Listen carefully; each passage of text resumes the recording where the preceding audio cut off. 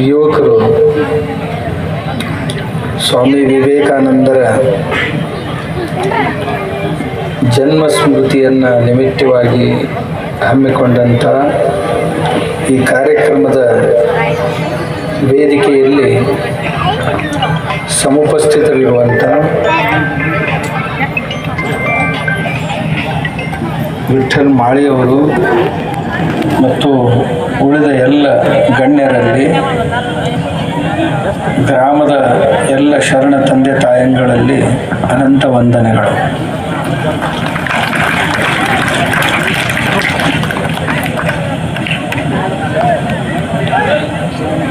ನಾನು 5 ಗಂಟೆಗೆ ಸರಿಯಾಗಿ ಊರಿಗೆ ಬಂದಿದ್ದೆ. 7 ಗಂಟೆವರೆಗೆ ಇಲ್ಲಿರಬೇಕು ಅಂತ ಸಂಕಲ್ಪ ಮಾಡಿ ಬಂದೀನಿ. ಇನ್ನೊಂದು 5 ನಿಮಿಷ ಉಳಿದೈತಿ, ಅಷ್ಟು ಮಾತಾಡಿ ನಾವು ಹೋಗ್ತೀನಿ. ಆಮ್ಯಾಗ ಉಳಿದವರೆಲ್ಲರೂ ಮಾತಾಡ್ತಾರೆ.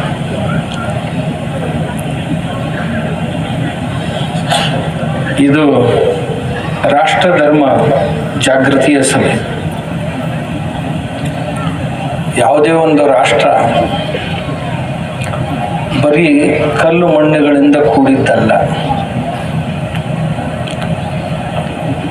ಭಾರತವಂತೂ ಅಲ್ಲವೇ ಅಲ್ಲ. ಈ ದೇಶ 8,82,000 ಸ್ಕ್ವೇರ್ ಕಿಲೋಮೀಟರ್ನಿಂದ ಕೂಡಿದಂಥ ದೇಶ. ಈ ದೇಶಕ್ಕೆ 15,000 ಕಿಲೋಮೀಟರ್ನ ಸಮುದ್ರದ ಸೀಮೆ ಇದೆ.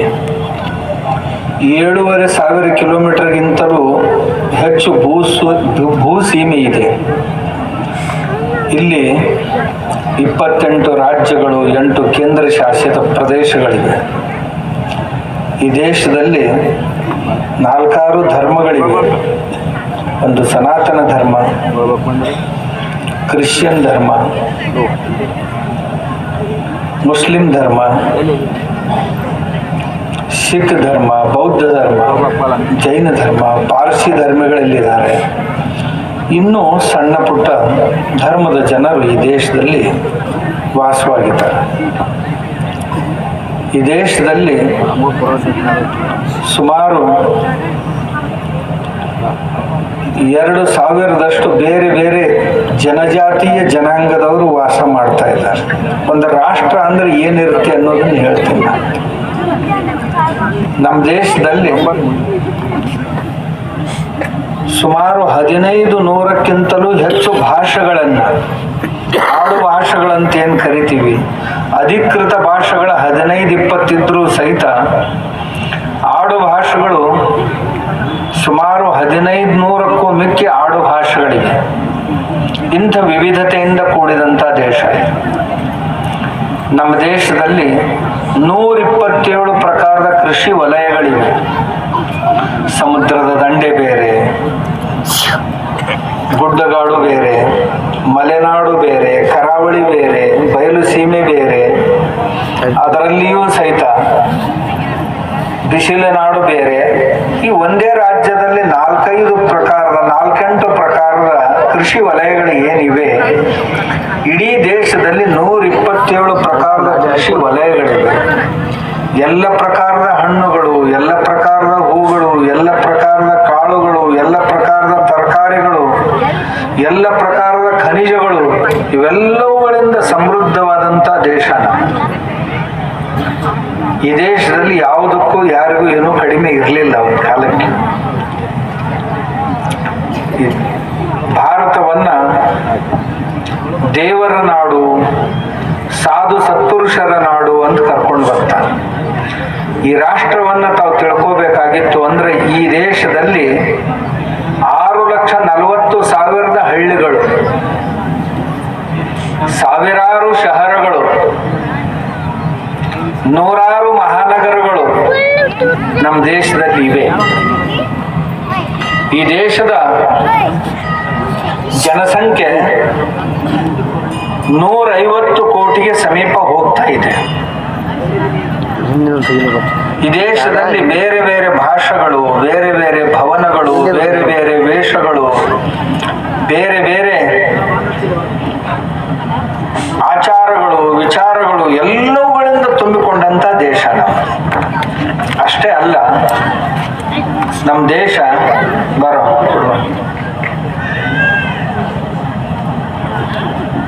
ಇವ ನಿಮ್ಮ ತಾಲೂಕಿನ ತಹಶೀಲ್ದಾರ್ ಇವ ಈಗ ಬಂದಾನ, ನಮ್ಮ ಶಿಷ್ಯ ಅದಾನ, ಅದಕ್ಕೆ ಹಂಗಂತೆ ನಾವು. ಮೋಹನ್ ಬಸ್ಮೆ ಅಂತ ಅವನ ಹೆಸರು ಕೂಡ.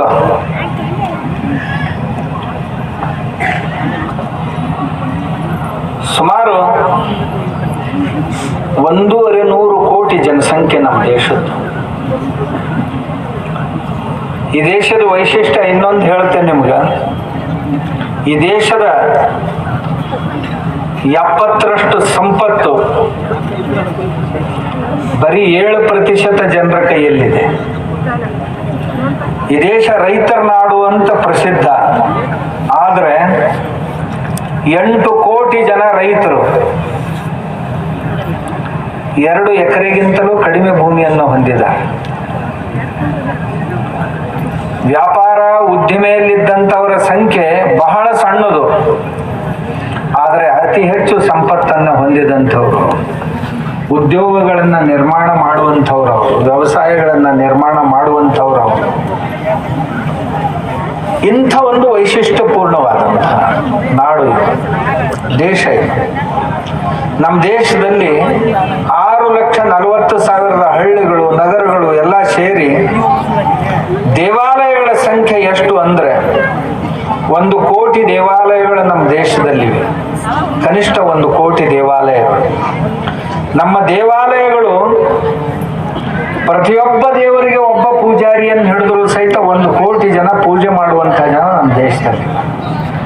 ಬರೀ ಪೂಜೆ ಅಲ್ಲ, ನಮ್ಮ ದೇಶದಲ್ಲಿ ಪ್ರತಿ ದಿವಸ ದೇವರಿಗೆ ಯಾರಾದ್ರೂ ₹1, ₹2 ಹಾಕ್ತಾರೆ. ಅದು ವರ್ಷಕ್ಕೆ 4.5 ಲಕ್ಷ ಕೋಟಿ. ಯಾವುದೇ 2 ಅಥವಾ 3 ರಾಜ್ಯದ ಒಟ್ಟು ಬಜೆಟ್ ಏನಾಗುತ್ತಾ ಅಷ್ಟು ಹಣ ನಮ್ಮ ದೇವಾಲಯದಲ್ಲಿ ವರ್ಷ ನಮ್ಮ ಜನ ₹1, ₹2 ಹಾಕ್ತಾರಲ್ಲ, ಅದರಿಂದ 4.5 ಲಕ್ಷ ಕೋಟಿ ರೂಪಾಯಿ ನಮ್ಮಲ್ಲಿ ಸಂಗ್ರಹ ಆಗ್ತಾರೆ. ನಮ್ಮ ದೇವಸ್ಥಾನಗಳು 10 ಕೋಟಿ ಜನರಿಗೆ ಉದ್ಯೋಗ ಅವಕಾಶಗಳನ್ನು ಕೊಟ್ಟಿವೆ. ದೇವಾಲಯಗಳ ಎದುರಿಗೆ ಅರಿಶಿನ ಕುಂಕುಮ ಮಾರುವವರು, ಹೂಗಳನ್ನ ಮಾರುವವರು, ಮಾಲೆಗಳನ್ನ ಮಾರುವವರು, ಪ್ರಸಾದದ ಪದಾರ್ಥಗಳನ್ನ ಮಾರುವವರು, ಇನ್ನು ಬೇರೆ ಬೇರೆ ಬೇರೆ ಬೇರೆ ಚಟುವಟಿಕೆಗಳಲ್ಲಿ ತೊಡಗಿಕೊಂಡವರು, ದೇವಸ್ಥಾನದ ಸಂಬಂಧಿತ ಚಟುವಟಿಕೆಗಳಲ್ಲಿ ತೊಡಗಿಕೊಂಡವರು ಎಲ್ಲರನ್ನೂ ಸೇರಿಸಿದ್ರೆ 10 ಕೋಟಿ ಜನರಿಗೆ ಉದ್ಯೋಗ ಅವಕಾಶಗಳನ್ನು ಕೊಟ್ಟುವಂತಹದ್ದು. ಎಲ್ಲಕ್ಕೂ ಮಿಗಿಲಾಗಿ ನಮ್ಮ ದೇವಸ್ಥಾನಗಳು ಜನರನ್ನ ಒಗ್ಗೂಡಿಸುವಂಥವು. ಈಗ ನಾನೊಬ್ಬ ಕರೆದೆ ಅಂದ್ರ ನಮ್ಮ ಸಂಪ್ರದಾಯದವರು ಅಥವಾ ನಮ್ಮನ್ನ ಪ್ರೀತಿಸುವವರು 4 ಮಂದಿ ಬರ್ತೇವೆ. ಮತ್ತೊಬ್ಬರು ಕರೆದ್ರು ಅಂದ್ರೆ ಅವ್ರ ಪಕ್ಷದವರು ಅಷ್ಟ ಬರ್ತಾರೆ, ಮತ್ತೊಂದು ಪಕ್ಷದವರು ಬರುವುದಿಲ್ಲ. ಆದ್ರೆ ರಾಮಲಿಂಗೇಶ್ವರ ದೇವಸ್ಥಾನ ಅಂತ ನಿಮ್ದು ಐತಲ್ಲ, ಆ ರಾಮಲಿಂಗಪ್ಪನ ಜಾತ್ರೆ ಐತಂತಂದ್ರೆ ಯಾರಿಗೆ ಹೇಳೋ ಅವಶ್ಯಕತೆ ಇಲ್ಲ, ಇಡೀ ಊರ ಬಂದು ಬಾಗಿಲ್ದಾಗ ನಿಂತಿರ್ತದೆ. ಇದು ನಮ್ಮ ದೇಶದ ವೈಶಿಷ್ಟ್ಯ. ಮಾತನಾಡದಂತ ದೇವರು ಎಲ್ಲರನ್ನು ಕರ್ಕೊಂಡು ಬಂದು ನಿಂದಿರ್ಸಿರ್ತಾನೆ. ಎಲ್ಲರೂ ಕೈಯಾಗ ಕೂಡ ಹಿಡ್ಕೊಂಡು ಬಂದಿರ್ತಾರ. ಪಾಲ್ಕಿ ಹೊಂಟು ಅಂದ್ರೆ ಪಾಲ್ಕಿ ಮುಂದೆ ನೀರ್ ಹಾಕಾಕ ಎಲ್ಲರ ಮನೆಯೊಳಗಿಂದನೂ ಕೊಡ ಹೊರಗೆ ಬರ್ತಾವ, ಪ್ರಸಾದ ಹೊರಗೆ ಬರ್ತೇವೆ. ನಮ್ಮ ದೇಶದ ವೈಶಿಷ್ಟ್ಯ ರಾಷ್ಟ್ರ ಹೇಗಿದೆ ಅಂದ್ರೆ, ಹಬ್ಬ ಹುಣ್ಣಿಮೆ ಬಂದು ಅಂದ್ರೆ ಮನ್ಯಾಗ ಏನ ಸಿಹಿ ಅಡಿಗೆ ಮಾಡಿದ್ರು ಅಂದ್ರೆ ಮೊದಲ ಊರಾನ್ ದೇವರಿಗೆ, ಗ್ರಾಮ ದೇವರಿಗೆ, ಮನಿ ದೇವರಿಗೆ ಪ್ರಸಾದ ಒಯ್ದು ಮೊದಲು ಮುಟ್ಟಿಸಿ ಬರ್ಬೇಕು ನೈವೇದ್ಯ. ಆಮ್ಯಾಗ ಮನೆ ಏನಾರು ಊಟ ಮಾಡ್ಬೇಕು, ಆಮ್ಯಾಗ ಎಲ್ಲಾರು ಹುಡುಗರಿಗೆ ಸಹಿತ ಆಮ್ಯಾಗ ಊಟ ಮಾಡಿಸೋದು. ಇದು ನಮ್ಮ ಪದ್ಧತಿ. ಜನರನ್ನ ಒಂದು ದೇವರ ಜಾತ್ರೆ ಐತಂದ್ರ ಬಹಳ ಮಂದಿ ಅಂತಾರ, ಏನೋ ಕಲ್ಲಿನ ದೇವರು, ಕಲ್ಲು ದೇವರು ದೇವರಲ್ಲ, ಮಣ್ಣು ದೇವರು ದೇವರಲ್ಲ ಅಂತ ಹೇಳಿ ನಮ್ದ ಒಂದು ಗ್ಯಾಂಗ್, ಕ್ಯಾವಿ ಗ್ಯಾಂಗ್.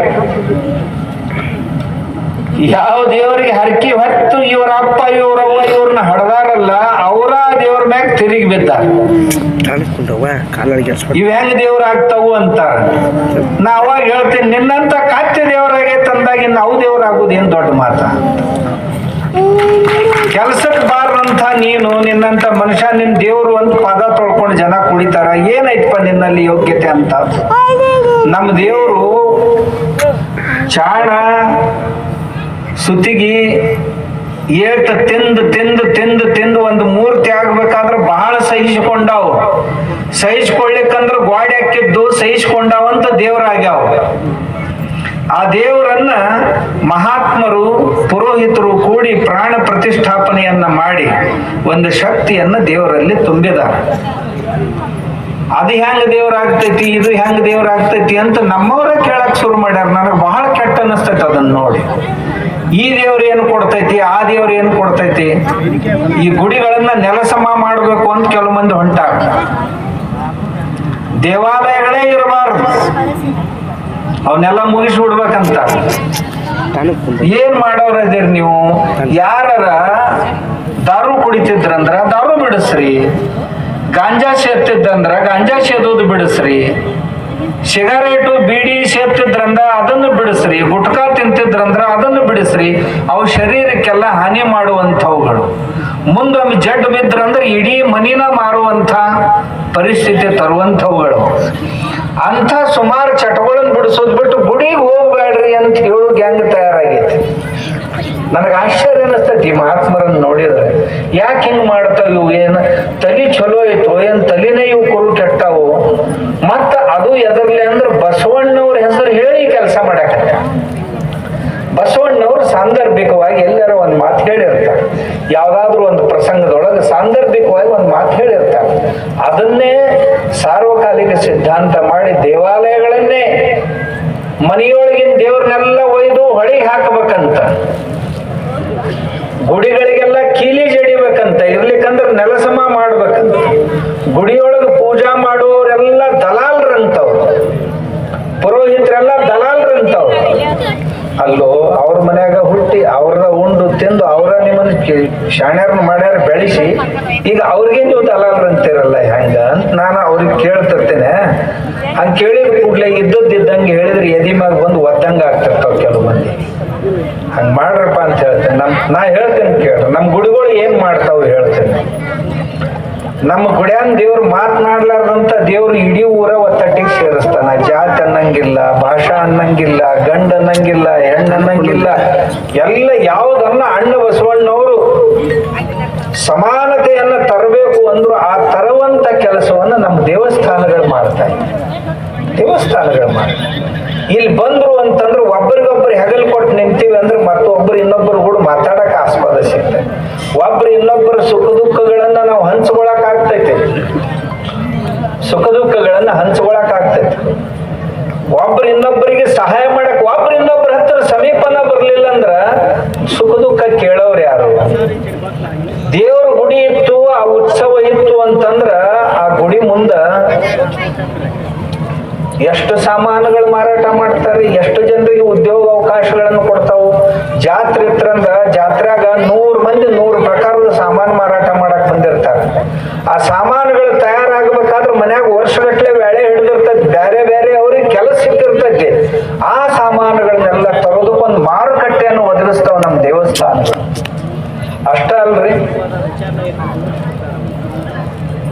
ದೇವಸ್ಥಾನದ ಜಾತ್ರೆ ಇತ್ತು ಅಂತಂದ್ರ ಎಲ್ಲರೂ ಒಂದ ಕಡೆ ಬರ್ತೀವಿ, ಕುಂತ್ಕೊಂಡು ಈ ಲೋಕ ಪ್ರಬೋಧನೆಯ ಜನಪ್ರಬೋಧನೆಯ ಕೆಲಸ ನಡೆಯೋದಲ್ಲೇ. ನೀವು ಪ್ರವಚನನ ಮಾಡ್ರಿ, ಕೀರ್ತನನ ಮಾಡ್ರಿ, ಜನರ ಮನಸ್ಸನ್ನ ತಿದ್ದುವಂತ ಇವು ಸಾಧನಗಳು. ಈಗ ನಾಟಕ ಅಂತ ಮಾಡಿಸ್ತೀರಿ, ಆ ನಾಟಕದೊಳಗೆ ನಮ್ಮ ಓರೆಕೋರೆಗಳನ್ನ ತಿದ್ದುಕೊಳ್ಳೋ ಸಲುವಾಗಿ ನಾಟಕ ಇರ್ತಾವು. ಈಗ ದೊಡ್ಡಾಟಗಳನ್ನು ಮಾಡ್ತೀರಿ, ಬಯಲಾಟಗಳನ್ನ ಮಾಡ್ತೀರಿ. ಅದರಿಂದ ಏನಪ್ಪಾ ನಮ್ಮಲ್ಲಿ ಏನು ತಪ್ಪಾಗ್ಯಾವು, ನಾವ್ ಎಲ್ಲಿ ತಪ್ಪಿ ನಡೀತಾ ಇದ್ದೀವಿ ಅನ್ನೋದನ್ನ ನಾಟಕಗಳು ತಿಳಿಸ್ತಿರ್ತಾವ. ಇದನ್ನ ತಿದ್ದವ್ರು ಯಾರಪ್ಪ? ಇದನ್ನೇನ್ ಶಾಲ್ಯಾಗ ತಿಂತಾರ? ಮುದುಕರೇನ್ ಶಾಲಿಗೆ ಹೋಗ್ಬೇಕಾ? ಯುವಕರೇನ್ ಶಾಲಿಗೆ ಹೋಗ್ಬೇಕಾ? ಇಲ್ಲ. ಅವನ್ ತಿದ್ದುವಂತ ಮೈದಾನಗಳು ದೇವಸ್ಥಾನಗಳ ಮೈದಾನಗಳು. ಆಮ್ಯಾಗ ಉತ್ಸವಗಳಿದ್ದು ಅಂತಂದ್ರ ಹಾಡೋರು ಬರ್ತಾರ, ಹಾಡೋರಿಗೆ ಆಸ್ಪದ ವೇದಿಕೆ ಸಿಗ್ತೈತಿ, ಹಾಡೋರಿಗೆ ಕುಣಿಯೋರಿಗೆ ವೇದಿಕೆ ಸಿಗ್ತೈತಿ, ಭಾಷಣ ಮಾಡೋರಿಗೆ ವೇದಿಕೆ ಸಿಗ್ತೈತಿ. ಅಷ್ಟೇ ಅಲ್ರಿ, ಕಸರತ್ತುಗಳನ್ನ ಮಾಡುವವರು ಯಾರು ಚೀಲ ಎತ್ತಾರ, ಯಾರು ಕುಸ್ತಿ ಹಿಡಿತಾರ,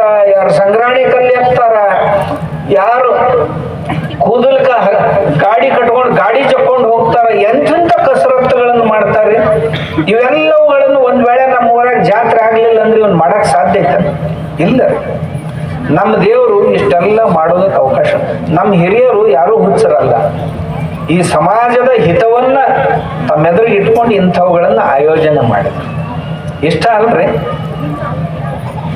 ನಮ್ಮ ದೇವಸ್ಥಾನಗಳಿದ್ದು ಅಂತ ತಿಳ್ಕೊಂಡು ಜಾತ್ರೆಗೆ 2-3 ದಿವಸ ಎಲ್ಲರಿಗೂ ಬಿಡು ಸಿಗ್ಲಪ್ಪ, ಎಲ್ಲರೂ ಆರಾಮಾಗಿರ್ಲಪ್ಪ ಅನ್ನೋದು ಒಂದು ಉದ್ದೇಶ. ಬೇರೆ ಬೇರೆ ಹಬ್ಬಗಳಲ್ಲಿ ಬೇರೆ ಬೇರೆ ಊಟ ಅಡಿಗೆಗಳನ್ನ ಮಾಡುವಂತ ಪದ್ಧತಿಯನ್ನ, ಅಂದ್ರೆ ಆರೋಗ್ಯ ವಿಜ್ಞಾನವನ್ನ ಧರ್ಮದಲ್ಲಿ ಸೇರಿಸಿದ್ರು. ಇಂಥ ಸೀಸನ್ದೊಳಗ ಈ ಅಡಿಗೆನ ಮಾಡ್ಬೇಕು. ಯಾಕಂದ್ರೆ ಅಂತ ಅನ್ನ ದ್ರವ್ಯಗಳ ಕೊರತೆ ನಮ್ಮ ಶರೀರಕ್ಕೆ ಆಗ್ತತಿ. ಅದನ್ನ ತುಂಬು ಸಲುವಾಗಿ ದೀಪಾವಳಿ ಬಂದ್ರೆ ಇದನ್ನ ಮಾಡ್ಬೇಕು, ಪಾಡ್ಯ ಬಂದ್ರೆ ಇದನ್ನ ಮಾಡ್ಬೇಕು, ಯುಗಾದಿ ಬಂದ್ರೆ ಇದನ್ನು ಮಾಡ್ಬೇಕು, ನವರಾತ್ರಿ ಬಂದ್ರೆ ಇದನ್ನ ಮಾಡ್ಬೇಕು, ಈಗ ಮಕರ ಸಂಕ್ರಾಂತಿ ಬಂದ್ರೆ ಇದನ್ನು ಮಾಡ್ಬೇಕು. ಆಯಾ ಋತುಮಾನಕ್ಕನುಸಾರವಾಗಿ ಶರೀರದಲ್ಲಿ ಯಾವ ಯಾವ ಅನ್ನ ದ್ರವ್ಯಗಳ ಕೊರತೆ, ಪೋಷಕಾಂಶಗಳ ಕೊರತೆ ಬರ್ತಾವೋ ಅದನ್ನು ತುಂಬುವ ವ್ಯವಸ್ಥೆಯನ್ನ ಹಬ್ಬಗಳ ಮೂಲಕವಾಗಿ ನಮ್ಮ ಹಿರಿಯರು ಮಾಡಿದ್ರು. ಇಷ್ಟೇ ಅಲ್ರಿ, ಒಂದು ಸೌಂದರ್ಯೋಪಾಸನೆ ಅಂತ ಇರ್ತೈತಿ. ಹಬ್ಬ ಹುಣ್ಣಿ ಬಂದು ಅಂತಂದ್ರ ಸಣ್ಣ ಹುಡುಗರ್ನಿಂದ ಹಿಡ್ಕೊಂಡು ಮುದುಕರ್ತನ ಎಲ್ಲರೂ ಹೊಸ ಬಟ್ಟೆ ಹಾಕೋತಾರ.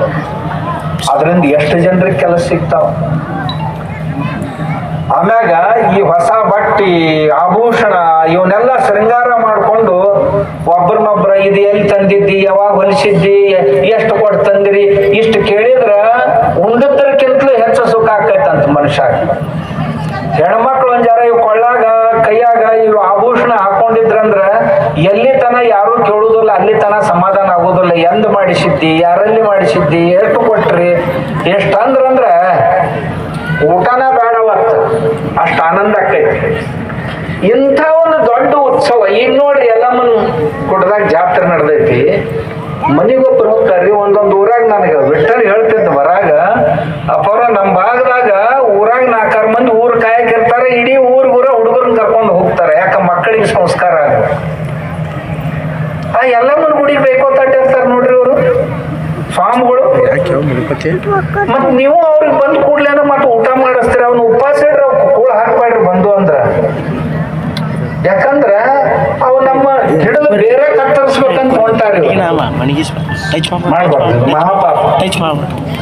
ನಮ್ಮ ಸಂಸ್ಕೃತಿ, ನಮ್ಮ ಪೂಜೆಗಳು, ಪುನಸ್ಕಾರಗಳು, ಈ ಉತ್ಸವಗಳು ಇವು ಕೇವಲ ಉತ್ಸವಗಳಲ್ಲ. ಇವುಗಳ ಹಿಂದೆ ಒಂದು ಸಾಮಾಜಿಕ ಕಳಕಳಿ ಇದೆ.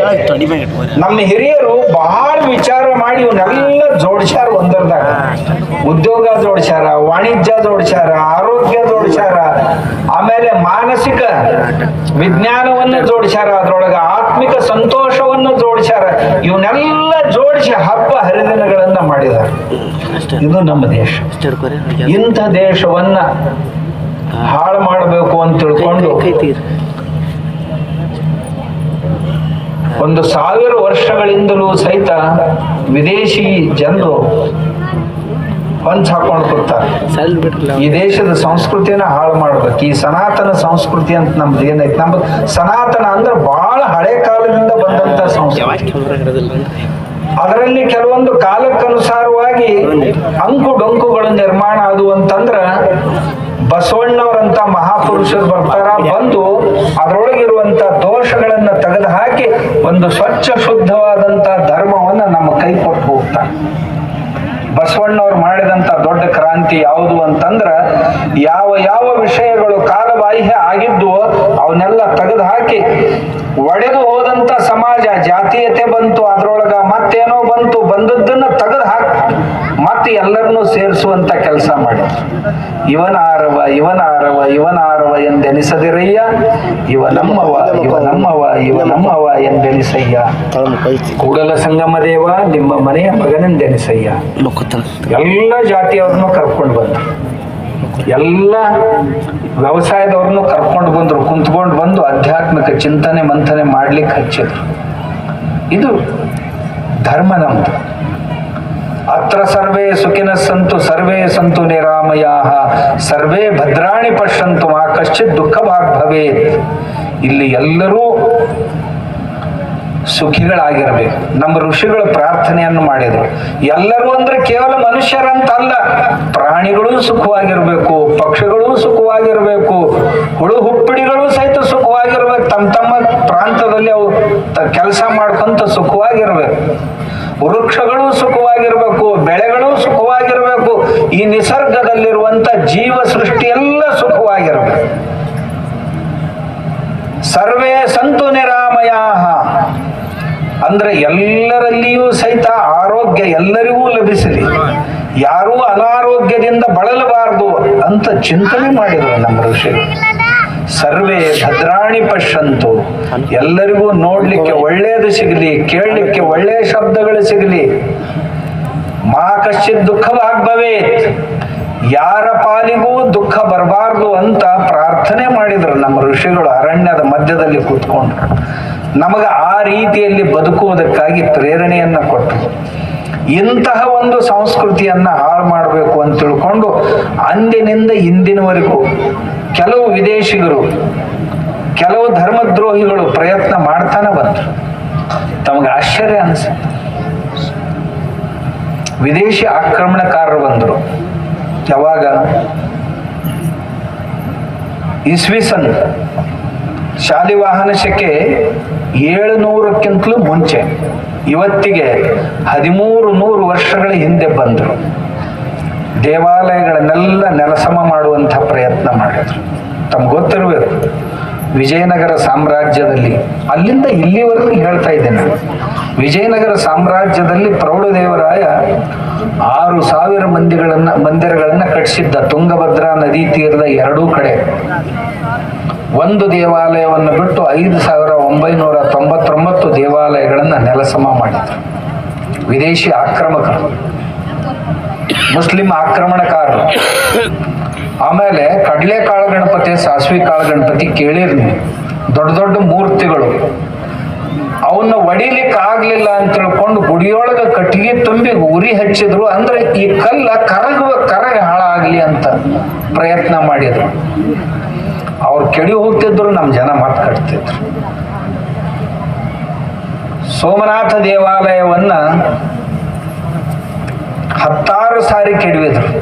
10 ಸಾರಿ ನಮ್ಮ ಜನ ಕಟ್ಟಿದ್ರು. ಮತ್ತೆ ಬಾಳಿ ಖಿಲ್ಜಿ ಬಂದ ಕೆಡಿಯುವುದ, ಗೋರಿ ಬಂದ ಕೆಡಿಯುವುದ, ಗಜನಿ ಬಂದ ಕೆಡಿಯುವುದ, ಎಲ್ಲರೂ ಕೆಡುವ ಕೆಲಸನ ಮಾಡಿದ್ರು. ತಮ್ಗೆ ಗೊತ್ತಿರ್ಬೇಕು, ಗೋರಿ ಬಂದಾಗ 50,000 ಜನ ಸೌರಾಷ್ಟ್ರ ಸೋಮನಾಥ ದೇವಾಲಯಕ್ಕೆ 50,000 ಜನ ಸುತ್ತ ನಿಂತರು. ನಮ್ಮ ದೇವ್ರಿಗೇನು ಮಾಡಬೇಡ, ನಮ್ಮ ದೇವಾಲಯಕ್ಕೇನು ಮಾಡಬೇಡ ಅಂತ. ನಿಮಗೆ ಎಷ್ಟು ಬೇಕು ರೊಕ್ಕ ಹೇಳ್ರಿ, ರೂಪಾಯಿ ಹೇಳ್ರಿ, ಬಂಗಾರ ಹೇಳ್ರಿ, ಕೊಡ್ತೀವಿ ಅಂದ್ರು. ಅವಂದ ನಮಗ ರೊಕ್ಕ ರೂಪಾಯಿ ತಗೊಂಡು ಹೋಗಕ್ ಬಂದಿಲ್ಲ, ನಾವು ಈ ದೇಶದ ಸಂಸ್ಕೃತಿಯನ್ನ ಹಾಳು ಮಾಡಕ್ ಬಂದವರು, ನಾವು ಅದನ್ನ ಕೆಡವೆ ಹೋಗವ್ರು ಅಂದ್ರು. 50,000 ಜನರ ಶಿರಗಳನ್ನ ಕತ್ತರಿಸಿ, ರುಂಡಗಳನ್ನ ಕತ್ತರಿಸಿ ದೇವಾಲಯವನ್ನು ಧ್ವಂಸ ಮಾಡಿದ್ರು. ದೇವಾಲಯದೊಳಗ ಗಂಟೆ ಎಂತಿಂತಾವಿದ್ದು ಅಂದ್ರೆ ಬಂಗಾರದ ತಗಡನ್ನು ಹಚ್ಚಿದಂತ ಗಂಟೆಗಳು. ಕಂಬಗಳಿಗೆಲ್ಲ ಬಂಗಾರದ ತಗಡುಗಳನ್ನ ಬಡಿದಿದ್ರು. ನೆಲಮನೆಯೊಳಗೆಲ್ಲ ಮುತ್ತು ರತ್ನಗಳಿದ್ದು. ಇವೆಲ್ಲ ದೇವಸ್ಥಾನದೊಳಗೆ ಎದಕ್ಕೆ ಇಡ್ತಿದ್ರು ನಮ್ಮ ರಾಜ ಮಹಾರಾಜರು ಅಂದ್ರ, ದೇವಸ್ಥಾನದೊಳಗೆ ಬಂಗಾರ, ಬೆಳ್ಳಿ, ವಜ್ರ, ವೈಡೂರ್ಯ ಇತ್ತು ಅಂದ್ರೆ ದೇಶಕ್ಕೆ ಬರಗಾಲ ಬಂತು ಅಂದ್ರ, ಅಥವಾ ಯಾವ್ದಾದ್ರೂ ನೈಸರ್ಗಿಕ ಮಹಾವಿಕೋಪ ಬಂತು ಅಂತಂದ್ರ ಆ ವಸ್ತುಗಳನ್ನೆಲ್ಲ ಮಾರಾಟ ಮಾಡಿ ಸಮಾಜದ ಜನರಿಗೆ ಆ ಬರಗಾಲದಿಂದ ಅಥವಾ ನೈಸರ್ಗಿಕ ವಿಕೋಪದಿಂದ ಎಲ್ಲರ ರಕ್ಷಣೆ ಆಗಬೇಕು ಅಂತ ಈ ಸಂಪತ್ತನ್ನ ಕಾಯ್ದಿಡ್ತಿದ್ರು. ಅದು ದೇವರ ಸಲುವಾಗಿ ಅಲ್ಲ, ನಮ್ಮ ಸಮಾಜದ ಜನರ ಸಲುವಾಗಿ. ಇದನ್ನ ಅರ್ಥ ಮಾಡ್ಕೊಳ್ಳಾರ್ದಾನೆ ಹೆಂಗಾರ ಮಾತಾಡ್ತಿರ್ತದೆ ನಮ್ಮಂತೆ. ಇಂಥ ವ್ಯವಸ್ಥೆ ಇತ್ತು. ಕಾಶಿ ವಿಶ್ವನಾಥನ ದೇವಾಲಯವನ್ನು ಮಹಾಶಿವರಾತ್ರಿಯ ದಿನದಂದು ಕೆಡಬೇಕು ಅಂತ ತಿಳ್ಕೊಂಡು ದಿಲ್ಲಿ ಬಾದಶಾ ಕಳಿಸಿದ, ಪತ್ರ ಕಳಿಸಿದ ಅಲ್ಲಿ ಕೋತ್ವಾಲನಿಗೆ. ಕೋತ್ವಾಲ್ ಅಂದ, 2-3 ಲಕ್ಷ ಜನ ಬಂದಾರ್ರಿ, ಶಿವರಾತ್ರಿ ಜಾತ್ರೆ ಐತಿ, ಇದು ಜಾತ್ರೆ ಮುಗಿದಿಂದ ಗುಡಿ ಕೆಡುತ್ತೀನಿ ಅಂತ ಅಂದವ. ಇಲ್ಲ, ಆ 3 ಲಕ್ಷ ಜನರ ಸಹಿತವಾಗಿ ಗುಡಿ ತೀರ್ಬೇಕು ಅಂತ ಮತ್ತೊಂದು ಪತ್ರ ಕಳಿಸಿದ. ದೇವರಿಗೆ ಬಂದಂತ ಜನರದ ಶಿರಚ್ಛೇದನ ಮಾಡಿದ, ದೇವಾಲಯಗಳನ್ನ ಕೆಡವಿದ್ರು. ಮುಂದೆ ಎಂಥ ನಿಯಮಗಳನ್ನು ತಂದ್ರು ಅಂದ್ರೆ ನಿಮ್ಮ ಊರಾಗ ಜಾತ್ರೆ ಮಾಡ್ಬೇಕಾಗಿತ್ತು ಅಂತಂದ್ರೆ ಇಷ್ಟು ಟ್ಯಾಕ್ಸ್ ಕಟ್ಟಬೇಕು ಅಂತ ಹೇಳಿದ್ರು.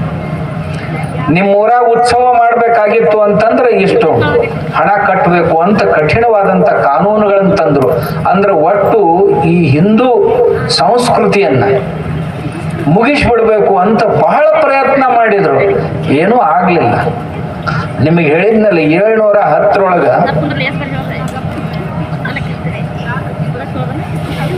60 ಸ್ಥಾನದೊಳಗೆ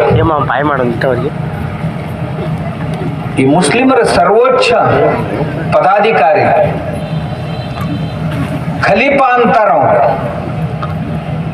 ಅವನ ಆದೇಶದಿಂದ ಭಾರತದ ಮೇಲೆ ಆಕ್ರಮಣ ಮಾಡ್ಲಿಕ್ಕೆ ಆಕ್ರಮಣಕಾರರು ಬಂದರು, ಬಹಳ ಜನ ಬಂದರು. ಆ ದೇಶವನ್ನ, ಆ ಸಂಸ್ಕೃತಿಯನ್ನ ಮುಗಿಸಿ ನಮ್ಮ ಧರ್ಮವನ್ನ ಅಲ್ಲಿ ಸ್ಥಾಪನೆ ಮಾಡಬೇಕು ಅಂತ ಹೇಳಿದ್ರು.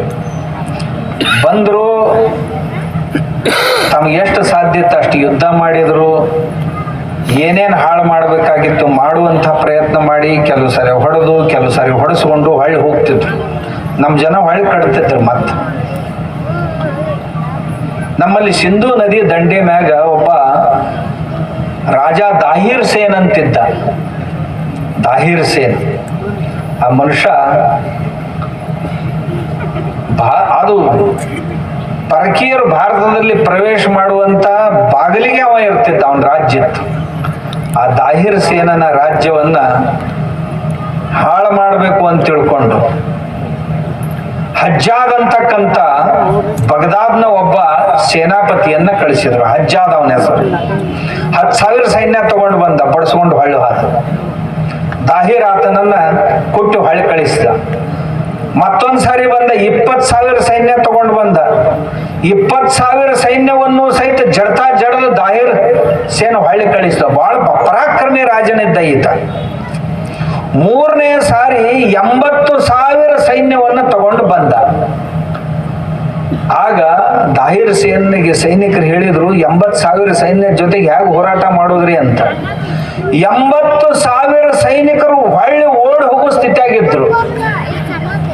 ಅಂಥದ್ರಾಗ ನಮ್ಮ ದೇಶದವನ ಅವನ ಪಕ್ಕದ ಗೆಳೆಯನೇ ಆದಂತ ಮೋಕ್ಷದಾಸ್ ಅಂತಕ್ಕಂಥ ಒಬ್ಬ ದೇಶದ್ರೋಹಿ ರಾಜ, ಇದೇ ದೇಶದ ಒಬ್ಬ ದೇಶದ್ರೋಹಿ ರಾಜ, ಯಾಕೆ ಹೊಳ್ಳಕ್ಕೆ ಬಾ, ನಿನಗೆ ವಿಜಯ ನಿನಗೆ ಆಗುವಂಗ ಮಾಡಿಕೊಡ್ತೀನಿ ಅಂತ ಆ ಬಿನ್ ಕಾಸಿಮನ್ನು ಹೊಳೆ ಕರ್ಕೊಂಡು ಬಂದ. ಈ ಹಜ್ಜಾದ್ ಹಂಗ ಹೋಗಿದ್ದ, ಮುಂದೆ ಬಿನ್ ಕಾಸಿಮ್ ಬಂದ. ಬಿನ್ ಕಾಸಿಮನ್ನು ಹೊಳೆ ಕರ್ಕೊಂಡು ಬಂದ. ಹೊಳೆ ಕರ್ಕೊಂಡು ಬಂದು ಗೆಲ್ಲುವ ಪದ್ಧತಿ ಇವನ್ನೆಲ್ಲ ಹೇಳ್ಕೊಡ್ತೀನಿ ಅಂತ. ಇವ ರಾಜ ತಾಹಿರ್ ಅದಾನಲ್ಲ, ಇವ ಸಾಯಂಕಾಲ ಆತು ಅಂದ್ರೆ ಯುದ್ಧ ಮಾಡೋದಿಲ್ಲ. ನಮ್ಮ ದೇಶದೊಳಗೆ ಧರ್ಮ ಯುದ್ಧ ನಡೀತೈತಿ. ನಮ್ಮ ದೇಶದೊಳಗೆ ಧರ್ಮ ಯುದ್ಧ ನಡೀತೈತಿ. ಸೂರ್ಯೋದಯಕ್ಕಿಂತ ಮುಂಚೆ ಸೂರ್ಯಾಸ್ತದ ನಂತರ ಯುದ್ಧ ಮಾಡೋದಿಲ್ಲ. ಇವರು ಸೂರ್ಯಾಸ್ತದ ನಂತರ ತಮ್ಮ ಕುಟೀರಗಳಲ್ಲಿ ಹೋದ್ರು ಅಂದ್ರೆ ನೀ ಯುದ್ಧ ಶುರು ಮಾಡಿಬಿಡು, ಬೆಂಕಿ ಹಚ್ಚು, ಗೆಲ್ತಿ ಅಂತ. ದೇವಾಲಯದ ಮೇಲೆ ಒಂದು ಧ್ವಜ ಐತಿ, ಅದನ್ನ ಇಲ್ಲಿಂದ ಗುರಿ ಇಟ್ಟು ಹೊಡೆದು ಬಾಗಿಸ್ಬಿಡ್ರಿ. ಆ ರಾಜನಿಗೆ ಭಯಂಕರ ಶ್ರದ್ಧೆ ಇದೆ ಆ ದೇವರ ಮೇಲೆ. ಆ ಧ್ವಜ ಬಾಗಿತ್ತು ಅಂದ್ರೆ ಅವನ ಶಕ್ತಿ ಕಡಿಮೆ ಆಗ್ತೈತಿ, ಅವನ ಮನಸ್ಸಿನೊಳಗೆ ಸಂಶಯ ಬರ್ತೈತಿ ಅಂತ ಹೇಳಿ ಅದೇ ರೀತಿ ಮಾಡಿದ ನಮ್ಮ ರಾಜ ದಾಹಿರ್ ಸೇನ ಯುದ್ಧದಲ್ಲಿ ಹತನಾದ. ಅವನ 2 ಮಕ್ಕಳಿದ್ರು, ಪರಿಮಳ ಮತ್ತು ಸೂರ್ಯ ಅಂತ 2 ಹೆಣ್ಣು ಮಕ್ಕಳು ಅವನಿಗೆ. ಅಪ್ರತಿಮ ಸುಂದರಿಯರು. ಆ 2 ಮಕ್ಕಳನ್ನ ಹಿಡ್ದ ಬಿನ್ ಕಾಸಿಮ್.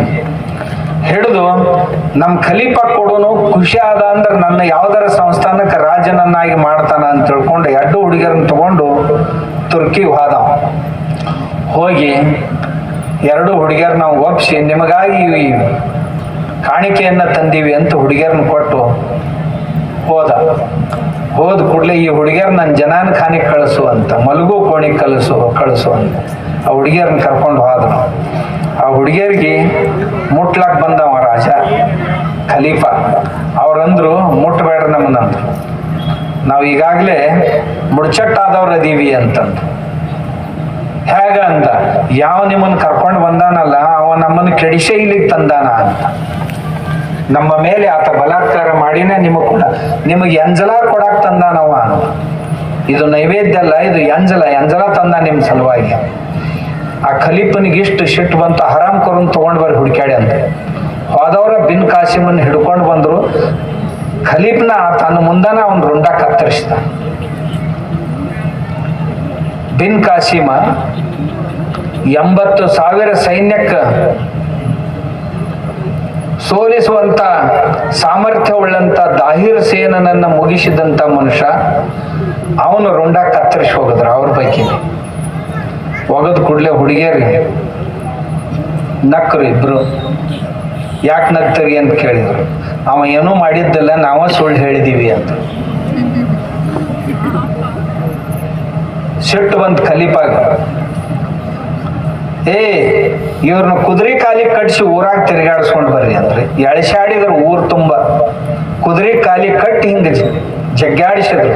ಚರ್ಮೆಲ್ಲ ಸುರಿದು ಹೋಗಿತ್ತು. ಅಡ್ಡು ಹುಡುಗಿಯರು ಬಂದು ನಿಂದಿರ್ಸಿದ್ರು. ಇನ್ನು ಶಿರ ಛೇದ ಮಾಡೋರು ಕತ್ತರಿಸೋರಿದ್ರು. ಹುಡುಗಿಯರು ಅಂದ್ರು, ನಾವು ಸಾಯೋಕ್ಕಿಂತ ಮುಂಚೆ ಒಂದು ಮಾತು ಹೇಳ್ತೀವಿ ಕೇಳ್ರಿ ಅಂದ್ರು. ಯಾವ ಮೊಹಮ್ಮದ್ ಬಿನ್ ಕಾಸಿಮ್ನನ್ನ 80,000 ಸೈನ್ಯ ಸಹಿತವಾಗಿ ಬಂದಿದ್ದ, ಅವನನ್ನ ಸೋಲಿಸ್ಲಿಕ್ಕೆ ನಮ್ಮ ತಂದೆಗೆ ಸಾಧ್ಯ ಆಗಲಿಲ್ಲ. ಆ 80,000 ಸೇನೆಯ ಸೇನಾಪತಿಯನ್ನ ಇಬ್ರು ಹೆಂಗಸರು, 2 ಹುಡುಗಿಯರು, ಅದು ಲಗ್ನ ಆಗ್ಲಾರ್ದು ಹುಡುಗಿಯರು ಕೊಂದು ಹಾಕ್ಸಿದ್ರು. ಇದಕ್ಕಿಂತ ಇನ್ನೇನು ದೊಡ್ಡ ಕೆಲಸ ಮಾಡ್ಬೇಕು ನಮ್ಮ ರಾಷ್ಟ್ರಕ್ಕಾಗಿ. ರಾಜಾಗ ಲಬ ಹೊಯ್ಕೊಳ್ಳೋದು ಬಿಟ್ರೆ ಇನ್ನೇನು ಉಳ್ದಿದ್ದಿಲ್ಲ ಅವನ ಪಾಲಿಗೆ. ಏನು ಹುಡುಗಿಯರು ಮೋಸ ಮಾಡಿದ್ವಲ್ಲ ನನಗಂದ. ಹುಡುಗಿಯರಂದ್ರು, ನಮ್ಮ ರಾಷ್ಟ್ರಕ್ಕಾಗಿ ಮಾಡಿದೀವಿ ನಾವು ಉಳಿದಿಲ್ಲ ಅನ್ನೋದು ನಮ್ಗೆ ಗೊತ್ತಿತ್ತು. ನಮ್ಮ ದೇಶ ಸಾಮಾನ್ಯ ದೇಶ ಅಲ್ಲ, ನಮ್ಮ ರಾಷ್ಟ್ರ ಸಾಮಾನ್ಯ ರಾಷ್ಟ್ರ ಅಲ್ಲ. ದೇಶಕ್ಕಾಗಿ ಪ್ರಾಣ ಕೊಡೋದಂದ್ರೆ ನಮಗೇನು ಬಹಳ ದೊಡ್ಡ ಮಾತಲ್ಲ ಅಂತ ಅಂದಿನಿಂದ ಇಂದಿನವರೆಗೂ. ಇನ್ನು ಕೆಲವು ಜನ ನಮ್ಮ ದೇಶದ್ರೋಹಿಗಳು ಈ ಸಮಾಜ ಕೆಡಿಸೋ ಕೆಲಸ ಮಾಡಿದ್ರು. ತಮ್ಗೆ ಗೊತ್ತಿರ್ಬೇಕು, ಮುಸ್ಲಿಮರ ಆಕ್ರಮಣ ಕಾಲದಲ್ಲಿ ಕಾಲಿಚಂದ್ ಬಹದ್ದೂರ್ ರಾಯ್ ಬಹದ್ದೂರ್ ಅಂತ ಒಬ್ಬ ಮನುಷ್ಯ, ಕಾಲಾಚಂದ್ ರಾಯ್ ಬಹದ್ದೂರ್ ಅಂತ ಬಹಳ ದೊಡ್ಡ ಪರಾಕ್ರಮಿ ಆತ, ಒಬ್ಬ ಸೇನಾಪತಿ.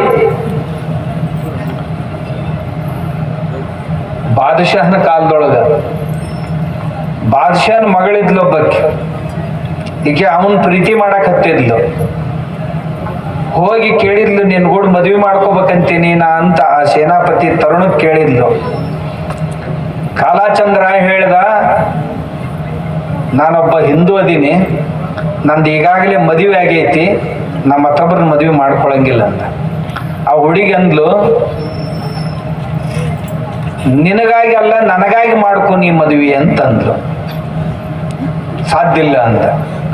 ಸಾಧ್ಯ ಇರ್ಲಿಲ್ಲ ಅಂದ್ರೆ ನಾ ಹಿಂದೂ ಆಗ್ತೀನಿ, ನಾನು ಹಿಂದೂ ಆಗಿ ಮತ ಪರಿವರ್ತನೆ ಮಾಡಿ ಆಮ್ಯಾಗ ನಾನು ಮದುವೆ ಮಾಡ್ಕೊ ಅಂದ್ಲು. ಬೆಂಬಲ ಬಿದ್ಲು. ಅವ್ರ ಅಪ್ಪನ ಕಡೆಯಿಂದ ಹೇಳಿಸಿ ಮದ್ವೆ ಮಾಡ್ಕೊಂಡ್ಲ ಅವ್ನು ಕೂಡ. ಮದ್ವೆ ಮಾಡ್ಕೊಂಡ್ ಕೂಡ್ಲೆ ನಾ ಯಾಕೆ ಈ ಮಾತು ಹೇಳ್ತೇನೆ, ಎಲ್ಲರೂ ನೆನಪಿಡ್ಬೇಕಿದ್. ಇವತ್ತು ಇದೇ ನಡೀತಾ ಇದೆ. ಮದ್ವೆ ಮಾಡ್ಕೊಂಡ್ಲು. ಕಾಲಾಚಂದ್ ರಾಯ್ ಬಹದ್ದೂರ್ ಆ ಹುಡುಗಿನ ಕರ್ಕೊಂಡು ನಮ್ಮಂತ ಒಬ್ಬ ಪಂಡಿತರ ಹತ್ತ ಹೋದ. ನಾವು ಮದುವೆ ಆಗಿವಿ, ಈ ಹುಡುಗಿ ಬಾದಶಾನ ಮಗಳು, ಮುಸಲ್ಮಾನರಕ್ಕಿ ಹಿಂದೂ ಧರ್ಮ ಸ್ವೀಕಾರ ಮಾಡಿ ಬಂದಾಳ, ನಮ್ಮನ್ನು ಆಶೀರ್ವದಿಸ್ಬೇಕು ಅಂತ. ಅವಾಗ ಆ ಕರ್ಮಠ ಪಂಡಿತರು ದುಷ್ಟರು ಆ ಕಾಲಾಚಂದ್ ಬಹದ್ದೂರ್ ರಾಯ್ ಬಹದ್ದೂರ್ನಿಗೆ ಸಿಕ್ಕಾಪಟ್ಟೆ ಬೈದ್ರು, ಸಿಕ್ಕಾಪಟ್ಟೆ ನಿಂದಿಸಿದ್ರು ಅವನು. ಆಮೇಲೆ ಕುತ್ತಿಗೆ ಕೈ ಕೊಟ್ಟು ಹೊರಗೆ ಹಾಕಿದ್ರು ಅವನು. ತಮ್ಮ ಮಠದಿಂದ ಅವನು ಹೊರಗೆ ಹಾಕಿದ್ರು. ನಿನ್ನಂತ ದುಷ್ಟನನ್ನ ಕ್ಷಮಿಸ್ಲಿಕ್ಕೆ ಆಗೋದಿಲ್ಲ, ನೀನು ಪರಜಾತಿಯ ಹುಡುಗಿಯನ್ನು ಮದುವೆ ಮಾಡ್ಕೊಂಡಿ ಅಂತ ತಿಳ್ಕೊಂಡು. ಮುಂದೆ ಅವನಿಗೆ ಒಬ್ರು ಯಾರೋ ಸಲಹೆ ಕೊಟ್ರು, ಜಗನ್ನಾಥಪುರಿಗೆ ಹೋಗು, ಅಲ್ಲಿ ಬಹಳ ದೊಡ್ಡ ದೊಡ್ಡ ಪಂಡಿತರದಾರ, ಅಲ್ಲಿ ಪ್ರಾಯಶ್ಚಿತ್ ಮಾಡ್ಕೊ ಹೋಗು ಅಂತ. ಅವ ಜಗನ್ನಾಥಪುರಿಗೆ ಹೋದ. ಮುಂದೆ ಆ ಜಗನ್ನಾಥಪುರಿಯ ಪಂಡಿತರ ಸಭೆ ಎದುರಿಗೆ ಅವನ ವಿಷಯ ಹೇಳಿದ ಕೂಡಲೇ ಅವರು ಸಿಕ್ಕಾಪಟ್ಟೆ ಭಾರಿ ಅಪಮಾನ ಮಾಡಿದ್ರು.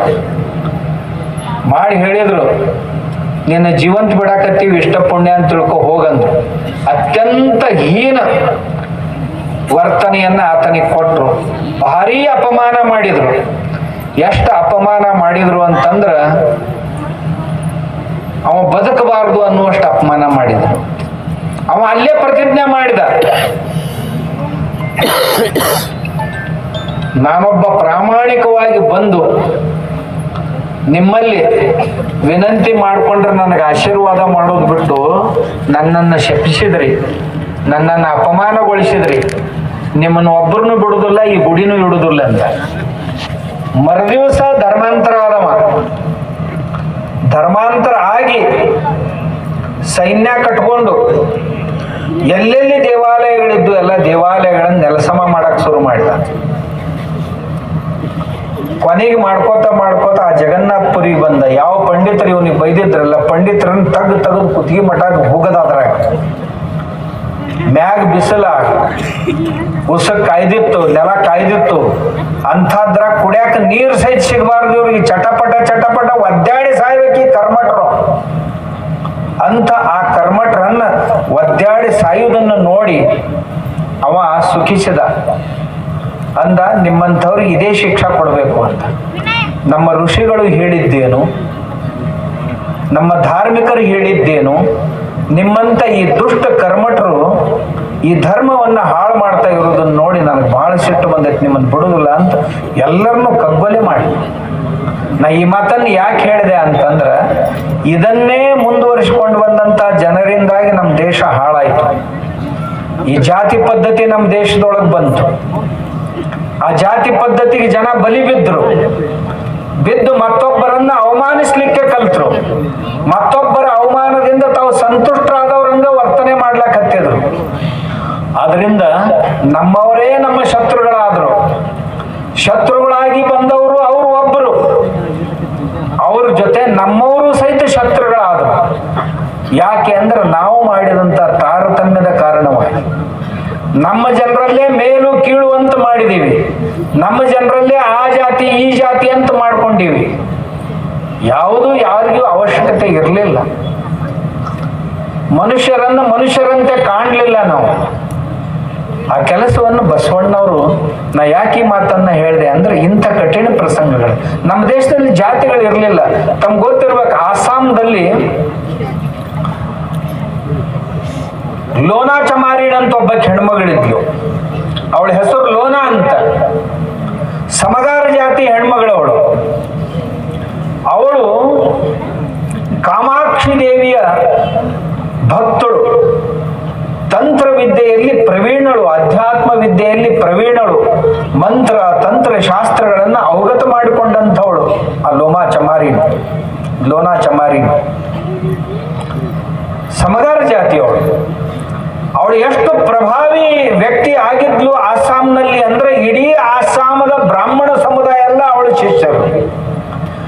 ಆಸಾಮಿನ ಎಲ್ಲ ರಾಜ ಮಹಾರಾಜರು ಸಹಿತ ಆ ಲೋನಾ ಚಮಾರಿನ್ ಅಂತ ಏನಿದ್ಲು, ಸಮಗಾರ ಲೋನವ್ವ ಅಂತ ಏನಿದ್ಲು, ಅವಳ ಶಿಷ್ಯರು. ಇವತ್ತು ಸಹಿತ ಅವಳ ದೇವಾಲಯಗಳಿವೆ. ಇದು ನಮ್ಮ ದೇಶದ ಪದ್ಧತಿ. ಇಲ್ಲಿ ಜಾತಿ ಪದ್ಧತಿ ಇರಲಿಲ್ಲ ಮೊದಲೊಂದು ಕಾಲದಲ್ಲಿ. ಎಲ್ಲರನ್ನೂ ಗೌರವಿಸುವಂತ ಪದ್ಧತಿ ಇತ್ತು. ಎಲ್ಲರೂ ಗೌರವಿಸ್ತಿದ್ರು. ಬಸವಣ್ಣವರು ನಮ್ಮ ಸಮಗಾರ ಹರಳಯ್ಯನವರನ್ನ, ನಾ ಹರಳಯ್ಯನ ಮಗ ಅಂತ ಹೇಳ್ಕೊಳ್ಳಾಕ ನನಗೆ ಅಭಿಮಾನ ಅನಿಸ್ತೈತಿ ಅಂತ ಅಂದವರು.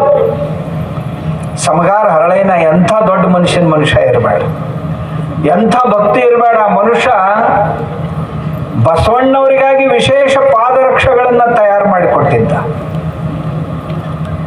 ಮಧುವರ್ಷ ಕಾಲಾಗ ಹಾಕೊಂಡು ಕುಡಿಬೇಕಂತ ಹೋದ, ಮೈಯೆಲ್ಲ ಉರ್ಯಾಕಿತ್ತು. ಹರಳಯ್ಯನವರ ಚರ್ಮಕುಂಡದೊಳಗಿಂದ ನೀರು ಸಿಡಿಸಿದಾಗ ಅವನ ಮೈ ಉರಿದು ನಿಂತು ಅಂತ ನಮ್ಮ ಶರಣರ ಚರಿತ್ರೆಗಳಲ್ಲಿ ಬರುತ್ತೆ. ಅಂದ್ರೆ ನಮ್ಮಲ್ಲಿ ಜಾತಿಗಳ ಮಹತ್ವ ಇರಲಿಲ್ಲ, ತಪಸ್ಸು ಬಹಳ ದೊಡ್ಡದಾಗಿತ್ತು. ಉತ್ತರ ಪ್ರದೇಶದಲ್ಲಿ ರೋಹಿದಾಸರು ಅಂತ ಆಗಿರು. ರೋಹಿದಾಸರ ಕಾಲಕ್ಕೆ ದಿಲ್ಲಿಯಲ್ಲಿರುವಂಥ ರಾಜರು ರೋಹಿದಾಸನಿಗೆ ತಮ್ಮ ಸೇನಾಪತಿಯ ಹತ್ರ ಒಂದು ಸುದ್ದಿ ಕಳಿಸಿದರು.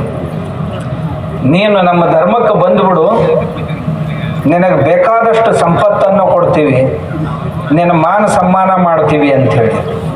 ಅವ ಹೇಳಿದ, ನನ್ನ ಹಿಂದೂ ಧರ್ಮ ವೇದ ಧರ್ಮತೋ ಪೂರ್ಣ ಧರ್ಮ ಅನ್ಯ ಸಭೀ ಅಧರ್ಮ ಅಂತ ಹೇಳ್ತಾ ಆ ವೇದ ಧರ್ಮಕ್ಕಾಗಿ ನನ್ನ ಶಿರಚ್ಛೇದನ ಆದರೂ ಪರವಾಗಿಲ್ಲ, ನಾನು ನನ್ನ ಧರ್ಮವನ್ನು ಬಿಡುವುದಿಲ್ಲ ಅಂತ ಹೇಳಿದವ ನಮ್ಮ ರೋಹಿದಾಸ. ಬಿಡುವುದಿಲ್ಲಂತೆ. ಯಾರ್ಯಾರು ಎಷ್ಟೆಷ್ಟು ಆಮಿಷಗಳನ್ನು ತೋರಿಸಿದ್ರು. ಸಮಗಾರ ವೃತ್ತಿಯನ್ನ ಮಾಡಿಕೊಂಡು ಬಂದಂತ ರೋಹಿದಾಸ ಸಾಧ್ಯ ಇಲ್ಲ. ನಮ್ಮ ವೇದಗಳಿಗಿಂತ ಶ್ರೇಷ್ಠವಾದಂಥ ಗ್ರಂಥಗಳಿಲ್ಲ. ಏನಾದರೂ ಇದ್ದು ಅಂದ್ರೆ ದೋಪದೋಷಗಳನ್ನ ತೆಗೆದು ಹಾಕಬೇಕೇ ಹೊರತು ಈ ಒಂದು ತಟ್ಟೆ ಒಳಗ ತಾಟ್ನ್ಯಾಗ ಬೇರೆ ಬೇರೆ ಬೇರೆ ಬೇರೆ ಪ್ರಕಾರದ ಅಡಿಗೆ ನೀಡಿರ್ತಾರೆ. ಯಾವ್ದಾರ ಒಂದು ಪದಾರ್ಥ ಹಿಡಿಸ್ಲಿಲ್ಲ ಅಂತ ತಿಳ್ಕೊಂಡು ಏನ್ ತಟ್ಟಿಗೆ ಒದಿತಾರ? ಯಾರ ನಿನಗೆ ಹಿಡಿಸ್ಲಿಲ್ಲ ಅಂದ್ರೆ ಬಿಟ್ಬಿಡು, ಉಳಿದದ್ದನ್ನು ಊಟ ಮಾಡು. ಹಾಗೆ ನಮ್ಮಲ್ಲಿ ಏನಾದರೂ ಲೋಪದೋಷಗಳಿದ್ರೆ ಅವುಗಳನ್ನು ಬಿಟ್ಟು ಬಿಡಬೇಕ ಹೊರತು ಇಡೀ ಧರ್ಮವನ್ನೇ ತಿರಸ್ಕರಿಸೋದು ಒಳ್ಳೆಯದಲ್ಲ. ತಿರಸ್ಕರಿಸೋದು ಒಳ್ಳೆಯದು. ಇದು ನಮ್ಮ ಹಿರಿಯರು ನಮಗೆ ಕಲಿಸಿದ್ದು. ಇದು ನಮ್ಮ ರಾಷ್ಟ್ರ ಧರ್ಮ. ನಮ್ಮ ರಾಷ್ಟ್ರವನ್ನು ಕಟ್ಟಲಿಕ್ಕೆ ಪ್ರತಿಯೊಂದು ರಾಜ್ಯದಲ್ಲಿ ಇಂಥ ಮಹಾತ್ಮರು ಆಗಿ ಹೋದ್ರು, ರಾಜ ನೀತಿಜ್ಞರಾಗಿ ಹೋದ್ರು. ತಮಗೆ ಗೊತ್ತಲ್ಲ, ಆ ನಂತರದಲ್ಲಿ ಬ್ರಿಟಿಷರು ಬಂದರು. ಅವ್ರದ್ದೆಲ್ಲ ಸ್ಲೋ ಪಾಯ್ಸನ್. ಬ್ರಿಟಿಷರದ್ದು ಸ್ಲೋ ಪಾಯ್ಸನ್. ಕ್ರಿಶ್ಚಿಯನ್ರು ಏನು ಬಂದರು, ಅವರು ಸೌಮ್ಯವಾಗಿ ವಿಷ ಕೊಡುವಂಥ ಕೆಲಸ ಮಾಡ್ತಾರೆ. ಮೆಲ್ಲಕ ಮನೆಗೆ ಬರ್ತಾರ, ಬಂದು ನಿಮ್ಮ ದೇವರಿಂದ ಏನು ಕೆಲಸ ಆಗೋದಿಲ್ಲ, ನಮ್ಮ ದೇವ್ರನ್ನ ತಗೋರಿ ಕೆಲಸ ಆಕೈತಿ. ಅವ್ರಂತಾರೆ ನಿಮ್ಮ ದೇವ್ರು ಅವು ನೀರಾಗ ಹೋಗಿದ್ರೆ ಮುಣುಗ್ತಾವು, ಮಣ್ಣೇನು ಮಾಡಿರ್ತಾರ ನೀರಾಗ ಕರಗ್ತಾವು, ಆದ್ರಿಂದ ನಿಮ್ಮ ದೇವ್ರು ಏನು ಖರ ಅಲ್ಲ, ನಮ್ದ ಒಂದು ದೇವ್ರು ಚಲೋ ಕ್ರಾಸ್ ಇರ್ತೈತೆ. ಅವ್ರು ನನಗೊಂದು ದಿವಸ ಒಬ್ಬ ಅಂತ ಹಿಂಗೆ ಅನ್ನಕತ್ತಾರ್ರಿ ಅವ್ರಂದ. ನಾ ಅಂದೆ ಅದನ್ನ ಇಸ್ಕೊಂಡು ಹೋಗಿ ಬೆಂಕಿಯಾಗ ಹಾಕಿ ನೋಡೋಣ ಬಾ, ನಿಮ್ಮ ದೇವ್ರದ್ದು ಟೆಸ್ಟ್ ಮಾಡೋಣ ಅಂತ ಅನ್ನ.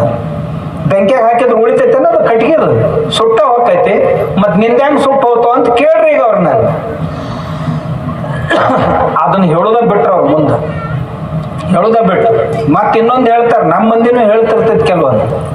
ಒಬ್ಬರ ದೇವ್ರನ್ನ ಪೂಜೆ ಮಾಡ್ರಿ ಅಂದ್ರೆ ಒಲಿತಾವ. 100 ದೇವ್ರಾದ್ರೂ ಚಲೋ ಅಲ್ಲ. ದೇವ್ರ 100 ಅಲ್ಲ, ನಮ್ಮ ನಾಮ ರೂಪಗಳು 100. ಬಸವಣ್ಣವ್ರ ಹೇಳ್ಯಾರ, ದೇವನೊಬ್ಬ ನಾಮ ಹಲವು.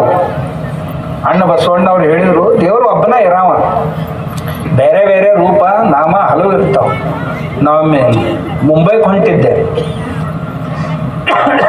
ನಾನು ರೈಲ್ವೆ ಹೋಗ್ಯಾಗ ಇನ್ನೊಬ್ಬ ಕೂತಿದ್ದ ಧರ್ಮಗುರು, ಕ್ರಿಶ್ಚಿಯನ್ರ ಪೈಕಿ ಅವ. ಒಂದು 5-6 ಕಾಲೇಜ್ ಹುಡುಗರು ಕುಂತಿದ್ದು. ಆ ಹುಡುಗರಿಗೆ ಅಂದ, ಏನಪ್ಪ ಏನು ಮಾಡ್ತೀರಿ ಅಂದ. ಅವ್ರು ಕಾಲೇಜ್ ಓದ್ತೀವ್ರಿ ಅಂದರು. ಮತ್ತೇನು ದೇವ್ರಿಗೆ ಪವ್ರಿಗೆ ಹೊಕ್ಕಿರಲಿಲ್ಲ. ಹೊಕ್ಕಿವಲ್ರಿ, ಸೋಮವಾರ ಬಸವಣ್ಣಗೆ ಹೊಕ್ಕಿವ್ರಿ, ಮಹಾದೇವ್ರಿಗೆ ಹೊಕ್ಕಿವಿ, ಸೋಮವಾರ ಮಂಗಳವಾರ ಎಲ್ಲಮ್ಗೆ ಹೊಕ್ಕಿವಿ, ಬುಧವಾರ ಇತ್ತಂದ್ರೆ ವಿಠ್ಠಲ್ ದೇವ್ರ ಗುಡಿಗೆ ಹೊಕ್ಕಿವ್ರಿ, ಗುರುವಾರ ದತ್ತಾತ್ರೇಯ ಹೊಕ್ಕಿವ್ರಿ ಅಂತ ಹೇಳಕತ್ತಿದ್ರು. ಅಲ್ಲೋ ಹಿಂಗೆ 108 ದೇವ್ರು ಮಾಡ್ಕೊತ ಹೋದ್ರೆ ಯಾವ ದೇವ್ರು ಒಲಿವು ನಿಮ್ಗೆ ತಂದವ? ಯಾಕೆ ಒಲಿಯಂಗಿಲ್ಲ ಅಂದ್ರೆ ಅವ್ರು ನೋಡಪ್ಪ, ಒಂದತ್ತೆಗೆ ತೆಗೆದ್ರೆ ನೀರು ಬೀಳ್ತೈತೆ, ಆಳವಾಗಿ ತೆಗೆದ್ರೆ 10 ತೆಗ್ ಒಂದೊಂದ ತೆಗೆದ್ರೆ ನೀರು ಬೀಳ್ತೈತನ, ಬೀಳುದಿಲ್ರಿ ಅಂದ್ರೆ. ಹಂಗ ಒಂದೇ ದೇವ್ರು ಪೂಜಿಸ್ಬೇಕಪ್ಪ. ಇಂಥವ್ 10 ತೆಗ್ ತಕೊಂಡು ಏನ್ ಮಾಡೋರು ಅಂತ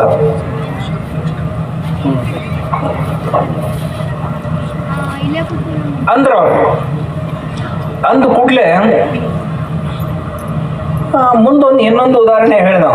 ಒಬ್ಬ ನದಿ ದಾಟಕತ್ತಿದ್ರು, 2 ಹುಡುಗರಿದ್ರು. ಒಬ್ಬರು ನಿಮ್ಮ ಪೈಕಿ ಇದ್ರು, ಅವ್ರು ನಮ್ಮ ಪೈಕಿ ಇದ್ರು. ನಿಮ್ಮ ಪೈಕಿ ಅವ ಗಣಪತಿ ಬಾರಪ್ಪ ನಾನು ಉಳಿಸುವಂದ. ಗಣಪತಿ ಬರೋದ್ರಾಗ ಮತ್ತೊಬ್ಬನ ಕರ್ದ, ಹನುಮಂತನ ಕರ್ದ. ಹನುಮಂತಿಯವರ ಬಾರೋ ನಾನು ಉಳಿಸುವ ಅನ್ನೋದ್ರಾಗ ಅವನು ಬಿಟ್ಟ ಮತ್ತೊಬ್ಬನ ಕರ್ದ. ಕಡಿಗೆ ಮುಳುಗಿ ಸತ್ತು ಹೋದ. ನಮ್ಮ ಒಬ್ಬ ದೇವರಿದ್ದ, ಕರೆದು ಕೂಡಲೇ ಬಂದು ಎತ್ಕೊಂಡು ಹೋದ ಅಂತ ಅಂದ. ಮತ್ತು ನಮ್ಮದು ವೇಷ ನಿಮ್ಮದು ವೇಷ ಅಂದವ. ನಮ್ಮ ಹುಡುಗರಂದ್ರು ನಿಮ್ದ ವೇಷ ಅಲ್ಲ ಅಂದ. ಇನ್ನು ನಾ ಸುಮ್ ಕುಂತ್ರಂತ ಹುಡುಗ ಹೊಕ್ಕವೇನ ತಂದ. ಜರ ಮುಂದಕ್ಕೆ ಸರ್ದು, ನೋಡಪ್ಪ ಫಾದರ್ ಒಂದು ಮಾತು ಕೇಳು, ನಿಮ್ಮ ದೇವ್ರು ಇರಾವನ ಒಬ್ಬವ. ಇವತ್ತ ವಾರ ರವಿವಾರ ಅಂತ ತಿಳ್ಕೊಡು. ರವಿವಾರ ದಿವಸ ಮುಂಜಾನೆ ಒಬ್ಬವ, ಇದೇ ವೇಳೆಕ ಅಥವಾ ಸಾಯಂಕಾಲ ಇದೇ ವೇಳೆಕ ಒಬ್ಬ ಲಂಡನ್ದಾಗ ಕರ್ದ, ಒಬ್ಬ ಅಮೇರಿಕಾದಾಗ ಕರ್ದ, ಒಬ್ಬ ದಿಲ್ಲ್ಯಾಗ ಕರ್ದ, ಒಬ್ಬ ಮುಂಬೈದಾಗ ಕರ್ದ, ಒಬ್ಬ ಬೆಂಗಳೂರಾಗ ಕರ್ದ, ನಿಮ್ಮ ಊರಾಗೂ ಒಬ್ಬ ಕರ್ದ. ಸಂಕಟದಾಗ ಅದೀವಿ ಬಾರೋ ಅಂತ. ನಿಮ್ಮ ದೇವ್ರು ಒಬ್ಬನ ಹೋದಿಲ್ಲೋ? ಎಸ್ ಮಂದಿನ ಉಳಿಸೋವಪ್ಪ, ಒಬ್ಬನ ಉಳಿಸೋ, ಉಳಿದು ಸತ್ತು ಹೊಕ್ಕವಿಲ್ಲ. ನಮ್ಮ ದೇವ್ರು ಭಾಳ ಅದಾವು, ಎಲ್ಲರ ಕಡೆ ಒಬ್ಬೊಬ್ರು ಹೋಗ್ತಾರ, ಎಲ್ಲರನ್ನೂ ಉಳಿಸ್ತಾರ ಅಂತ ಹೇಳಿ. ಮುಂದೆ ನಾವು ಪಾದ್ರಿ ಮುಂಬೈಗೆ ಹೋಗೋತನ ಬಾಯಿ ತೆಗಿಲಿಲ್ಲ. ನಿಮ್ಗೆ ಹೇಳ್ತೀನಿ, ಎಂತಂದ್ರೆ ಹೇಳಕ್ ಕಲಿಬೇಕು ನೀವು. ಇದು ನಮ್ಮ ದೇಶದ ವೈಶಿಷ್ಟ್ಯ. ನಮ್ಮ ದೇಶ ಎಲ್ಲರನ್ನೂ ಸೇರಿಸ್ಕೊಂಡು ಹೋಗೋದು. ಮೊನ್ನೆ ನಾ ಮುಂಬೈದಾಗ ಹೋಗಿದ್ದೆ, ಒಂದು ದೊಡ್ಡ ಸೊಸೈಟಿ, 200 ಮನೆ ಒಂದೇ ಬಿಲ್ಡಿಂಗ್ನಾಗ, 70 ಅಂತಸ್ತಿನ ಬಿಲ್ಡಿಂಗ್ ಇತ್ತು.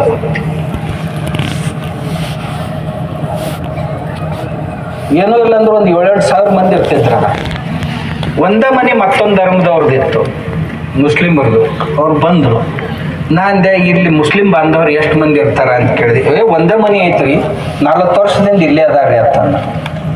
ನಾ ಅವ್ರಿಗೆ ಕೇಳಿದೆ, ಒಂದು ವೇಳೆ ಇವೆಲ್ಲ ಬಿಲ್ಡಿಂಗ್ ಮುಸಲ್ಮಾನರದಾಯ್ತು, ಅದ್ರಾಗ ಒಬ್ಬ ಹಿಂದೂ ಇದ್ದಂದ್ರೆ ಎಷ್ಟು ದಿವಸ ಇರ್ತಿದ್ದ? ಒಂದು ದಿವಸ ಇರುದಿಲ್ಲ ಬಿಡ್ರಿ. ಯಾಕ ನಾನು ಯಾಕೋ ಏನು ಗೊತ್ತಿಲ್ರಿ, ಒಟ್ಟ ಅಲ್ಲಿ ಇರ್ತೈತಿ ನಮ್ಮ ಮಂದಿ ಅಂದ್ರೆ ಸಹಿಷ್ಣುತೆ ಅಂತ ಏನಿರ್ತೈತಿ ನಮ್ಮಲ್ಲಿದ್ರ ಯಾವನೇ ಇರೋದಕ್ಕೆ ಅವನು ಸುರಕ್ಷಿತ ಇರ್ತಾನ. ಆದ್ರೆ ನಮ್ಮ ಮನುಷ್ಯ ಮತ್ತೊಬ್ಬರೊಳಗೆ ಸುರಕ್ಷಿತ ಇರೋದು ಕಷ್ಟ. ಕಾಶ್ಮೀರದೊಳಗೆ ಸುರಕ್ಷಿತ ಇಲ್ಲ ನಮ್ಮ ಜನ, ಕೇರಳದೊಳಗೆ ಸುರಕ್ಷಿತ ಇಲ್ಲ ನಮ್ಮ ಜನ ಬಾಂಗ್ಲಾದೇಶದೊಳಗೆ ಸುರಕ್ಷಿತ ಇಲ್ಲ. ನೋಡಿದ್ರಲ್ಲ, ಗಿಡಕ್ಕೆ ತೂಗು ಹಾಕಿದ್ರು, ಕೆಳಗೆ ಬೆಂಕಿ ಹಚ್ಚಿದ್ರು. ಮೊನ್ನೆನ ಒಬ್ಬ ಹುಡುಗನ ಬೆನ್ನಟ್ಟಿ ಹೋಗಿ ಅವ ಕೆರೆಯಾಗ ಜಗದ, ಹೊರಗೆ ಬರ್ಲಾರ್ದಂಗೆ ಕಲ್ಲು ಹೊಕ್ಕತ್ತ ನಿಂತರು, ಮುಣಿಗಿ ಸತ್ತ. ಇದೊಂದು ತಿಂಗಳ ಹಿಂದಿನ ಕಥೆ. ನಾವು ನಮ್ಮ ಧರ್ಮಾಚರಣೆಗಳನ್ನು ಮಾಡೋದ್ರ ಜೊತೆಗೆ ದೇಶ ಸುರಕ್ಷಿತ ಇಟ್ಕೋಬೇಕು, ಧರ್ಮ ಸುರಕ್ಷಿತ ಇಟ್ಕೋಬೇಕು. ನಮಗೇನರ ಆಸತ್ರ ಬ್ಯಾಸತ್ರ ಮತ್ತೆ ಎಲ್ಲಿ ಪ್ರದೇಶ ಇಲ್ಲ ಅಂಥದ್ದು. ಅದರಲ್ಲಿಯೂ ಸಹಿತ ನಾವೆಲ್ಲ ಒಕ್ಕಲಿಗರ ಮಂದಿ, ಎಲ್ಲ ಕೃಷಿಕರು. ನಮಗೆಲ್ಲ ನಮ್ಮ ಕೃಷಿ ವ್ಯವಸಾಯ ಮಾಡ್ಕೊಂತ ನಮ್ಮ ಹೊಲದಾಗ ಒಂದು ಲಕ್ಷ್ಮಣ ಗುಡಿ, ಆದಿಲಕ್ಷ್ಮಿ ಅಂತ ಇರ್ತೈತಿ, ಸೀಮಿ ಲಕ್ಷ್ಮಿ ಅಂತ ಇರ್ತೈತಿ, ಮತ್ತೊಂದು ಇರ್ತೈತಿ, ಮಗದೊಂದು ಇರ್ತೈತಿ. ಎಲ್ಲ ದೇವರನ್ನು ಉಪಾಸನೆ ಮಾಡ್ಕೊಂತ ನಾವು ಆರಾಮಾಗಿದ್ದಂಥ ಮಂದಿ. ನಮ್ಮಲ್ಲಿ ಆ ದೇವರು ಈ ದೇವರು ಅಂತಕ್ಕಂಥ ಭೇದ ಭಾವ ಇಲ್ಲ. ಆಮೇಲೆ ನಾವು ಕೃಷಿಕರಾದವ್ರು ಏನೇನು ನಾವು ಕೃಷಿ ಮಾಡ್ತೀವಿ, ಮಾಡಿ ಬಂದದ್ದನ್ನು ಹೊಲ್ದಾಗ ಹೋಗ್ಬೇಕಾತು ಅಂತಂದ್ರೆ ಪೂಜೆ ಮಾಡಿ ಹೊಲ್ದಾಗ ಹೋಗ್ತೀವಿ. ಬೆಳೆ ಕೊಯ್ಬೇಕಾತು ಅಂತಂದ್ರೆ ಪೂಜೆ ಮಾಡಿ ಕಾಯಿ ಹೊಡೆದ ಬೆಳೆ ಕೊಯ್ತೀವಿ. ರಾಶಿ ತುಂಬಬೇಕಾತಂದ್ರೆ ಮತ್ತೊಂದು ಕಾಯಿ ಹೊಡೆದ ರಾಶಿ ತುಂಬ್ತೀವಿ. ಮತ್ತು ರಾಶಿ ತುಂಬಿ ರಾಶಿ ಮನೆಗೆ ತರೋಕ್ಕಿಂತ ಮುಂಚೆ ಗುಡ್ಯಾನು ಎಲ್ಲ ದೇವರಿಗೆ ಒಂದೊಂದು ಹಿಡಿ ಜೋಳ ಕಾಳ ಏನು ಬಂದದ್ದನ್ನು ಒಂದೊಂದು ಹಿಡಿ ಆಯಾ ಗುಡಿ ಮುಂದೆ ಗುಡ್ಯಾಗ ಇಟ್ಟ ಮನೆಗೆ ತರ್ತೀವಿ. ಇದು ನಮ್ಮ ಸಭ್ಯತೆ, ನಮ್ಮ ಸಂಸ್ಕೃತಿ. ಇಂಥದ್ದೊಂದು ಜಾಗೃತಿ. ಇದು ನಮ್ಮ ರಾಷ್ಟ್ರ ಧರ್ಮ. ಇದು ನಮ್ಮ ರಾಷ್ಟ್ರದೊಳಗೆ ನಾವು ಎಲ್ಲರನ್ನ ಪ್ರೀತಿಸ್ಬೇಕನ್ನೋರು, ಯಾರು ಯಾರನ್ನ ದ್ವೇಷಿಸಬಾರ್ದು. ಯಾಕಂದ್ರೆ ಒಕ್ಕಲಿಗರ ಧರ್ಮ ಇದೆ. ಒಕ್ಕಲಿಗ ನೋಡ್ರಿ, ನೀವು ಕೆಲಸ ಮಾಡಿರ್ತಾನೆ ಮೊದಲು. ಈಗಂತೂ ಎಲ್ಲ ಕಬ್ಬಿಗೆ ಗಂಟು ಬಿದ್ದಿರಿ ನೀವು, ಆ ಮಾತು ಬೇರೆ. ಮೊದಲು ಜೋಳ ಗೋಧಿ ಏನು ಬೆಳೀತಿದ್ರು, ಕಣ ಮಾಡಿದ್ರು ಅಂದ್ರೆ ರಾಶಿ ತುಂಬಕ್ಕಿಂತ ಮುಂಚೆ ಎಲ್ಲ ಮಂದಿ ಬಂದು ಕುಂದಿರ್ತಿದ್ರು ಅವ್ರವ್ರ ಪಾಲು ತಗೊಂಡು ಹೋಗಾಕ. ನಾವು ಆಯ್ಗಾರ ಅಂತ ಯಾರಿಗೆ ಕರಿತಿದ್ದೀವಿ, ಅವರೆಲ್ಲ ನಮ್ಮ ಪಾಲುದಾರರಾಗಿದ್ರು. ಅಗಸರವನ್ ಪಾಲು ಕೊಡಬೇಕು, ಬಡಿಗೆರವನ್ ಪಾಲು ಕೊಡಬೇಕು, ಕುಂಬಾರವನ್ ಪಾಲು ಕೊಡಬೇಕು, ಕಂಬಾರವನ್ ಪಾಲು ಕೊಡಬೇಕು, ಹೂಗಾರವನ್ ಪಾಲು ಕೊಡಬೇಕು. ಎಲ್ಲರದು ಪಾಲು ಕಣದಾಗ ಅವ್ರದ್ದು ಕೊಟ್ಟು ಹಿಂದಗಡೆ ನಮ್ಮ ರಾಶಿ ತುಂಬ್ಕೊಂಡು ಬರ್ಬೇಕು. ಇಂಥ ಸಂಸ್ಕೃತಿ ಇತ್ತು ನಾವು ಯಾರಿಗೆ ಭಿಕ್ಷಾ ಕೊಡ್ತಿದ್ದಲ್ಲ, ದಾನ ಕೊಡ್ತಿದ್ದಲ್ಲ, ಅವ್ರ ಪಾಲು ಕೊಡ್ಬೇಕು. ಅವ್ರು ವರ್ಷ ತುಂಬ ನಮಗೆ ಸಹಾಯ ಮಾಡ್ತಿದ್ರು, ನಾವು ಅವ್ರಿಗೆ ಪಾಲು ಕೊಡ್ತಿದ್ವಿ. ಇಂಥ ಕೃಷಿ ಸಂಸ್ಕೃತಿ ನಮ್ದು. ಆ ಕೃಷಿ ಸಂಸ್ಕೃತಿಯನ್ನು ಎಲ್ಲರೂ ಕೂಡಿ ನಾವು ಏನು ಮಾಡೀವಿ, ಪೂರಾ ತಣ್ಣಗೆ ಮಾಡೀವಿ. ಹೊಲನೂ ಹಾಳು ಮಾಡೀವಿ, ನೀರೂ ಹಾಳು ಮಾಡೀವಿ, ಗಾಳಿನೂ ಹಾಳು ಮಾಡೀವಿ, ಎಲ್ಲನೂ ಹಾಳು ಮಾಡ್ಕೊಂಡು ಹೊಂಟೀವಿ. ನಾವು ಇವತ್ತು ಕೃಷಿಕರಾದವ್ರು, ನಮ್ಮ ಮಕ್ಕಳ ಕೈಯಾಗ, ನಮ್ಮ ಹಿರಿಯರು ನಮ್ಮ ಕೈಯಾಗ ಎಷ್ಟು ಚಲೋ ಭೂಮಿ ಕೊಟ್ಟಿದ್ರಲ್ಲ, ಅಷ್ಟ ಚಲೋ ಭೂಮಿ ನಮ್ಮ ಮಕ್ಕಳ ಕೈಯಾಗ ಕೊಡ್ಬೇಕು. ನಾವು ನಮ್ಮ ಮಕ್ಕಳ ಕೈಯಾಗ ಕೊಡ್ಬೇಕು. ಭೂಮಿಯಾಗ ಏನೈತಿ, ಏನೂ ಉಳಿದಿಲ್ಲ. 80 ಟನ್ ಬೆಳೆ, 80 ಟನ್ ಕೊಡುವ ಹೊಲ ಈಗ 40 ಟನ್ನಿಗೆ ಬಂದು ನಿಂತಾವ. ಒಂದೊಂದು ಹೊಲಗಳು ಅಂತೂ ಈಗ 20-30 ಟನ್ನಿಗೆ ಬಂದಾವ. ಏನು ಗೊಬ್ಬರ ಹಾಕಿದ್ರು ಸಹಿತ ಏನೂ ಬೆಳೀತಾ ಇಲ್ಲ. ಇನ್ನೊಂದಿಷ್ಟು ವರ್ಷ ಆದ್ರೆ ಏನೂ ಬೆಳೆಯಂಗಿಲ್ಲ. ಆಮ್ಯಾಗ ಏನು ಬೆಳೆ ತಂದು ತಿಂತೀವಲ್ಲ, ಯಾವ ತಿನ್ನೋ ಸ್ಥಿತಿಯಾಗಿಲ್ಲ. ಉಳ್ಳಾಗಡ್ಡಿ ತೊಗೊಂಡು ಬರ್ರಿ, ಮೆಣಸಿನ್ಕಾಯಿ ತೊಗೊಂಡು ಬರ್ರಿ, ಟೊಮೆಟೊ ತೊಗೊಂಡು ಬರ್ರಿ, ಬದ್ನೆಕಾಯಿ ತೊಗೊಂಡು ಬರ್ರಿ, ಬೆಂಡೆಕಾಯಿ ತೊಗೊಂಡು ಬರ್ರಿ, ಏನು ಬೇಕಾದ ತರಕಾರಿ ತೊಗೊಂಡು ಬರ್ರಿ. ಆ ತರಕಾರಿ ಮೈ ತುಂಬ ವಿಷ, ಮತ್ತು ಭೂಮಿಯೊಳಗಿಂದ ಗೊಬ್ಬರದ ವಿಷ ತೊಗೊಂಡೇ ಬೆಳೆದಿರ್ತೈತೆ, ಮತ್ತು ಮ್ಯಾಗ ಹೊಡೆದದ್ದು ವಿಷ. ಮನೆಗೆ ತಂದು ನಾವೇನು ತಾಜಾ ಅಂತ ತಿಂತೀವಿ, ವಿಷನ ತಿಂತೀವಿ. ಇದು ನಮ್ಮ ಸ್ಥಿತಿ ಇವತ್ತಿನ. ಇದನ್ನು ಬದಲಿ ಮಾಡಕ್ಕೆ ಹೆಂಗೆ ಸಾಧ್ಯ? ಒಕ್ಕಲಿಗರೆಲ್ಲರೂ ಮನಸ್ಸು ಮಾಡ್ಬೋದು. ನಮ್ಮ ಮನೆ ಪೂರ್ತಕ ನಮ್ಮ ಹೊಲದ ಮೂಲ್ಯಾಗ ನಾವೊಂದು 20 ಬದ್ನಿ ಗಿಡ, ಒಂದು 20 ಟೊಮೆಟೊ ಗಿಡ, ಒಂದು 20 ಮೆಣಸಿನ ಗಿಡ, ಒಂದು 2-3 ಹೀರೆಕಾಯಿ, ಹಾಗಲಕಾಯಿ, ಸೋರೆಕಾಯಿ ಬಳ್ಳಿಗಳನ್ನು ಹಾಕಬೇಕು. ಇಷ್ಟ ಒಂದು 3-4 ಗುಂಟೆ ಹೊಲದಾಗ ನಮಗೇನು ಬೇಕು ಅವನೊಂದಿಷ್ಟು ಉಳ್ಳಾಗಡ್ಡಿ, ಬೆಳ್ಳುಳ್ಳಿ ನಮ್ಮ ಹೊಲದಾಗ ನಾವು ಬೆಳ್ಕೊಂಡು ಉಣ್ಣಾಕ್ ಕಲ್ತೀವಿ ಅಂತಂದ್ರೆ ನಮ್ಮ ಮನ್ಯಾಗ ಜಡ್ಡ ಜಾಪತ್ರಿನೂ ಉಳಿತಾವ, ರೊಕ್ಕನೂ ಉಳಿತೈತಿ, ನಮ್ಮ ಆರೋಗ್ಯನೂ ಚಲೋ ಉಳಿತಾವ. ಇರ್ಲಿಲ್ಲ ಅಂದ್ರೆ ನಮ್ಮ ದವಾಖಾನ್ಯಾಗ ನಾ ದಿನ ನೋಡ್ತೇನೆ, ಏನ್ರಿ ಎಂಥ ಕ್ಯಾನ್ಸರ್ ಬಂದಾವು. ಬೆಳಗಾವಕ್ಕೆ ಕ್ಯಾನ್ಸರ್ ಹಾಸ್ಪಿಟ್ಲ್ ಎಷ್ಟು ಅದಾವ ಗೊತ್ತೇನು? 6-7 ಕ್ಯಾನ್ಸರ್ ಹಾಸ್ಪಿಟ್ಲ್ ಅದಾವ. ದಿನ 1,000 ಮಂದಿಗಿಂತಲೂ ಹೆಚ್ಚು ಮಂದಿ ಕೆಮೊಥೆರಪಿ ತಗೊಳಕತ್ತಾರ. ರೇಡಿಯೋಥೆರಪಿ 600-700 ಮಂದಿ ರೇಡಿಯೋಥೆರಪಿ ತಗೊಳಕತ್ತಾರ. ಇಷ್ಟೆಲ್ಲ ತಗೊಂಡು ಎಷ್ಟು ದಿವಸ ಬದುಕ್ತಾರಂದ್ರೆ 1 ವರ್ಷ, 1.5 ವರ್ಷ, 2.5 ವರ್ಷ, ಅದಕ್ಕಿಂತ ಹೆಚ್ಚಿಗೆ ಬದುಕಕ್ಕೆ ಸಾಧ್ಯ. ಅವ್ರನ್ನ ಬದುಕಿಸ್ಬೇಕಾದ್ರೆ ಮನೆಯೆಲ್ಲ ಮಾರಿ, ಹೊಲ ಎಲ್ಲ ಮಾರೇ ಬದುಕಿಸ್ಬೇಕು. ಆ ಸ್ಥಿತಿ ನಮ್ದೈತಿ. ಕಿಡ್ನಿ ಫೇಲ್ಯೂರ್ ಆಗೋರ ಸಂಖ್ಯೆ ನೋಡಿದ್ರಿ ಅಂತಂದ್ರೆ ಎಲ್ಲ ಚಲೋ ಮನುಷ್ಯ ಕಾಣಕ್ಕೆಲ್ಲ ಚಲೋ ಕಾಣ್ತಾನ, ಕಿಡ್ನಿನ ಹೋಗ್ಬಿಟ್ಟಾವ. ಇದು ಎದರ ಪರಿಣಾಮ ಅಂದ್ರೆ ನಾವು ಉಣ್ಣು ಆಹಾರದ ಪರಿಣಾಮ. ಚಂದಾಗ ತಿಂತೀನಂದ್ರೆ ಬೆಲ್ಲ ಸಹಿತ ಚಲೋ ಇಲ್ಲಿ, ಸಕ್ಕರೆದ ಬೆಲ್ಲ ಮಾಡಕ್ ಹತ್ತಿದ್ರು. ಉಂಡೇನಂದ್ರೆ ಯಾವ ಕಾಳುನು ಸಹಿತ ಚಲೋ ಇಲ್ಲಿ, ಈಗ ಎಲ್ಲ ಕಾಳಿನಾಗೂ ಸಹಿತ ವಿಷಾನ ಮನೆಗೆ ಬರ್ತಾ ಐತಿ. ಇದನ್ನು ಮಾಡಬೇಕಾಗಿತ್ತು, ಇದ್ರಾಗಿಂದ ಉಳಿಬೇಕಾಗಿತ್ತು ಅಂತಂದ್ರೆ ರೈತರು ನೀವು ಮತ್ತೊಬ್ಬರ ಹತ್ರ ಹೋಗ್ಬೇಡ್ರಿ. ನಿಮ್ಮದು ಏನು ಹೊಲ ಐತಿ, ನಿಮ್ಮ ಹೊಲದಾಗ ಒಂದು ಮೂಲ್ಯಾಗ, ಸಣ್ಣ ಮೂಲ್ಯಾಗ ನಿಮ್ಗೆ ಎಷ್ಟು ಬೇಕಷ್ಟು ಬೆಳ್ಕೊರಿ. ನಿಮ್ಮ ಮನೆಗೆ ಎಷ್ಟು ಹತ್ತದೈತ್ರಿ? ದಿವ್ಸಕ್ಕೆ 1 ಕಿಲೋ ತರಕಾರಿ ಹತ್ತೈತಿ, ಭಾಳ ಆದ್ರೆ. ನೀವೇನು ಭಾಳ ತಿನ್ನೋರು ಅದೇರಿ. ಈಗ ಇತ್ತೀಚಿಗಂತೂ ಎಲ್ಲ ಈ ಹಳ್ಳಿಗೊಳಗೆ ಸಹಿತ ಬಂದಾವು ಏನವು, ಈ ಗೋಬಿ ಮಂಚೂರಿ, ಈ ಮ್ಯಾಗಿ ಎಲ್ಲ. ಅವು ಸಗಣಿ ತಿನ್ನೋದು ಅವ್ನು ತಿನ್ನೋದು ಎಲ್ಲ ಒಂದ. ಪಟಾಯಿಸ್ತಲ್ಲ ನಿಮಗೆ ಅಂದ್ರೆ ಎಡ್ಡು ತಿಂದ್ರು ಹೋಗವ್ರ ಅಂತ. ಅದನ್ನ ತಿಂದು ಎಷ್ಟು ದಿವ್ಸ ಉಳ್ಯವ್ರು, ಇದನ್ನ ತಿಂದು ಎಷ್ಟು ದಿವ್ಸ ಉಳ್ಯವ್ರು. ಏನು ಚಲೋ ಇಲ್ರಿ ಅಜ್ಜಾರ. ನಿಮ್ಗೆ ಹೇಳೋದಂತಂದ್ರೆ ಏನು ಚಲೋ ಇಲ್ಲ. ಇದು ಕಾಲ ಏನು ತರ್ತೀವಿ ಅದನ್ನ ವಿಷಾನ ತರ್ತೀವಿ. ಮತ್ತ ಅದ್ರಾಗ ಇಂಥ ತಿನ್ನಕ್ ಕಲ್ತೀವಿ ಅಂದ್ರೆ ಲಗ್ನ ಪಗ್ನ ಇದ್ದು ಅಂತಂದ್ರೆ ಇವತ್ತು ಲಗ್ನದಾಗ ಊಟ ಮಾಡಬಾರ್ದು ಅನ್ನೋ ಸ್ಥಿತಿ ಐತಿ. ಯಾಕಂದ್ರ ಅವ ಅಡಿಗೆ ಮಾಡೋನ್ ಇರ್ತಾನಲ್ಲ ನಮ್ಮ ಅಣ್ಣ, ಅವ ಬರೆದು ಕೊಡ್ತಾನೆ, ಇದನ್ನ ತಗೊಂಡ್ ಬರ್ರಿ, ಇದನ್ನ ತಗೊಂಡ್ ಬರ್ರಿ, ಇದನ್ನ ತಗೊಂಡ್ ಬರ್ರಿ ಅನ್ಕೋತ 1-2-3 ಕೆಮಿಕಲ್ ಬರೆದು ಕೊಡಕತ್ತಾನ. ಈಗ ಅವ ಅಜಿನೋಮೋಟೋ ಅವಂಗೂ ತಿಳಿಯಕ್ ಹತ್ತೈತಿ. ಈಗ ಅದನ್ನ ಹಾಕಿದ್ರಂದ್ರೆ ಭಾಳ ರುಚಿ ಆಕೈತಿ ಅಂತ. ಅಜಿನೋಮೋಟೋ ಹಾಕಿದ್ರೆ ರುಚಿ ಆಕೈತಿ, ಖರೆ ತಿಂದವ್ರು ಸಾಯ್ತಾರಲ್ಲ, ಅದಕ್ಕೇನ್ ಮಾಡೋದು? ಭಾಳ ರುಚಿ ಅದು ತಿನ್ನಾಕ. ತಿಂದವ್ರ ಹಲಿಗೆ ಹೊಡಿತಾರ. ಅವಾಗ ಏನಂದ್ರೆ ಭಾಳ ಚಲೋ ಮಾಡಿದ್ರಿ ಅವ ಅಡಿಗೆ, ಅವನ್ನ ಕರೆಸ್ರಿ ಈ ಸಾರಿನು ಅಂತಾರ. ಅಂದ್ರೆ ಎಲ್ಲರನ್ನೂ ಕಳಿಸ್ಬೇಕಂತ ಊರನ್ನೋರು, ಯಾರನ್ನೂ ಉಳಿಸ್ಬಾರ್ದಂತ. ದಯವಿಟ್ಟು ಇಂಥ ಕೆಮಿಕಲ್ಗಳನ್ನ ಯಾರು ಬರೆದು ಕೊಟ್ಟರು ಸಹಿತ ತರಕ್ ಹೋಗ್ಬೇಡ್ರಿ. ಅಂದ್ರು ಊರು ಉಳಿತಾವು, ಮನೆ ಉಳಿತಾವು. ಮನೆಯಾಗೂ ಸಹಿತ ಯಾರು ಇಂಥವನ್ನ ಬಳಸ್ಬೇಡ್ರಿ. ಮತ್ತು ಅದು ಅಲ್ಲದೆ ಏನಪ್ಪ, ಬ್ರೆಡ್ ತಿನ್ನು, ಬಿಸ್ಕಿಟ್ ತಿನ್ನು, ಎಲ್ಲ ಇವನ್ನ ತಿನ್ನೋರಲ್ಲ. ಬ್ರೆಡ್ನ್ಯಾಗೂ ಅದ. ಬ್ರೆಡ್ನ್ಯಾಗ ಏನು ಒಂದರ ಚಲೋ ಐತಂತೀರಿ? ಮೈದಾ ಚಲೋ ಗೋಧಿತ್ತು, ಅದ್ರಾಗೆಲ್ಲ ಕೆಮಿಕಲ್ ಮಾಡಿ ಹಾಳು ಮಾಡಿ ಬಿಳಿ ಹಿಟ್ಟು ತಯಾರು ಮಾಡಿದ್ರು. ಅದು ವಿಷ ಹಾಕ್ಲಾರ್ದ ಬಿಳಿ ಹಿಟ್ಟು ತಯಾರಾಗುದಿಲ್ಲ. ಆ ಮೈದಾ ಮೊದಲ ಆ ಮೈದಾದಾಗ ಮತ್ತದು ಉಬ್ಬಬೇಕಂತ ತಿಳ್ಕೊಂಡು ಸೋಡಾ ಹಾಕಿದ್ರು. ಮತ್ತದು ಹೆಚ್ಚು ಕಾಲ ಟಿಕಾಯಿಸ್ಬೇಕಂತ ತಿಳ್ಕೊಂಡು ಅದ್ರೊಳಗೆ ಪ್ರಿಸರ್ವೇಟರ್ ಹಾಕಿದ್ರು. ಅದಕ್ಕೊಂದ್ ರುಚಿ ಬರ್ಬೇಕಂತ ತಿಳ್ಕೊಂಡು ಮತ್ತೊಂದಿಷ್ಟು ಕೆಮಿಕಲ್ ಹಾಕಿದ್ರು. ಹಾಕಿ ಎಷ್ಟು ಸುಡಬಾರ್ದು ಅಷ್ಟು ಸುಟ್ರು, ಕರಕ್ಕಾಗಂಗ. ಎಷ್ಟು ತಿಂದ ಇದನ್ನ ತಿಂದು ಎಷ್ಟು ದಿವಸ ಬದುಕವ್ರದೀವಿ ನಾವು? ಎಷ್ಟು ದಿವಸ ಬದುಕವ್ರದೀವಿ ನಾವು? ಒಂದರ್ದ ಹೇಳಂಗಿಲ್ಲ, ಎಲ್ಲವೂ ಕರ್ದು. ಎಣ್ಣೆ ಏನು ಕರ್ದು ತಿಂತೀರಿ ಹೂ ಅಂತ, ಆ ಎಣ್ಣೆ ಒಮ್ಮೆ ಕರಿಬೇಕು. ಅದೇ ಕರ್ದ ಎಣ್ಣೆಗ 4 ಸಾರಿ ಕರೆದ್ರಿ ಅಂದ್ರೆ ತಿಂದವ್ರಿಗೆಲ್ಲ ಕ್ಯಾನ್ಸರ್ ಆಕೈತಿ. ಅದೇ ಕರ್ದ ಎಣ್ಣೆಗ ಮತ್ತೆ ಹೊಳ್ಳಿ ಹಾಕೋದು, ಮತ್ತೆ ಕರಿದು, ಮತ್ತೆ ಹೊಳ್ಳಿ ಹಾಕೋದು, ಕರಿದು, ಏನು ಉಳಿತೈತಿ?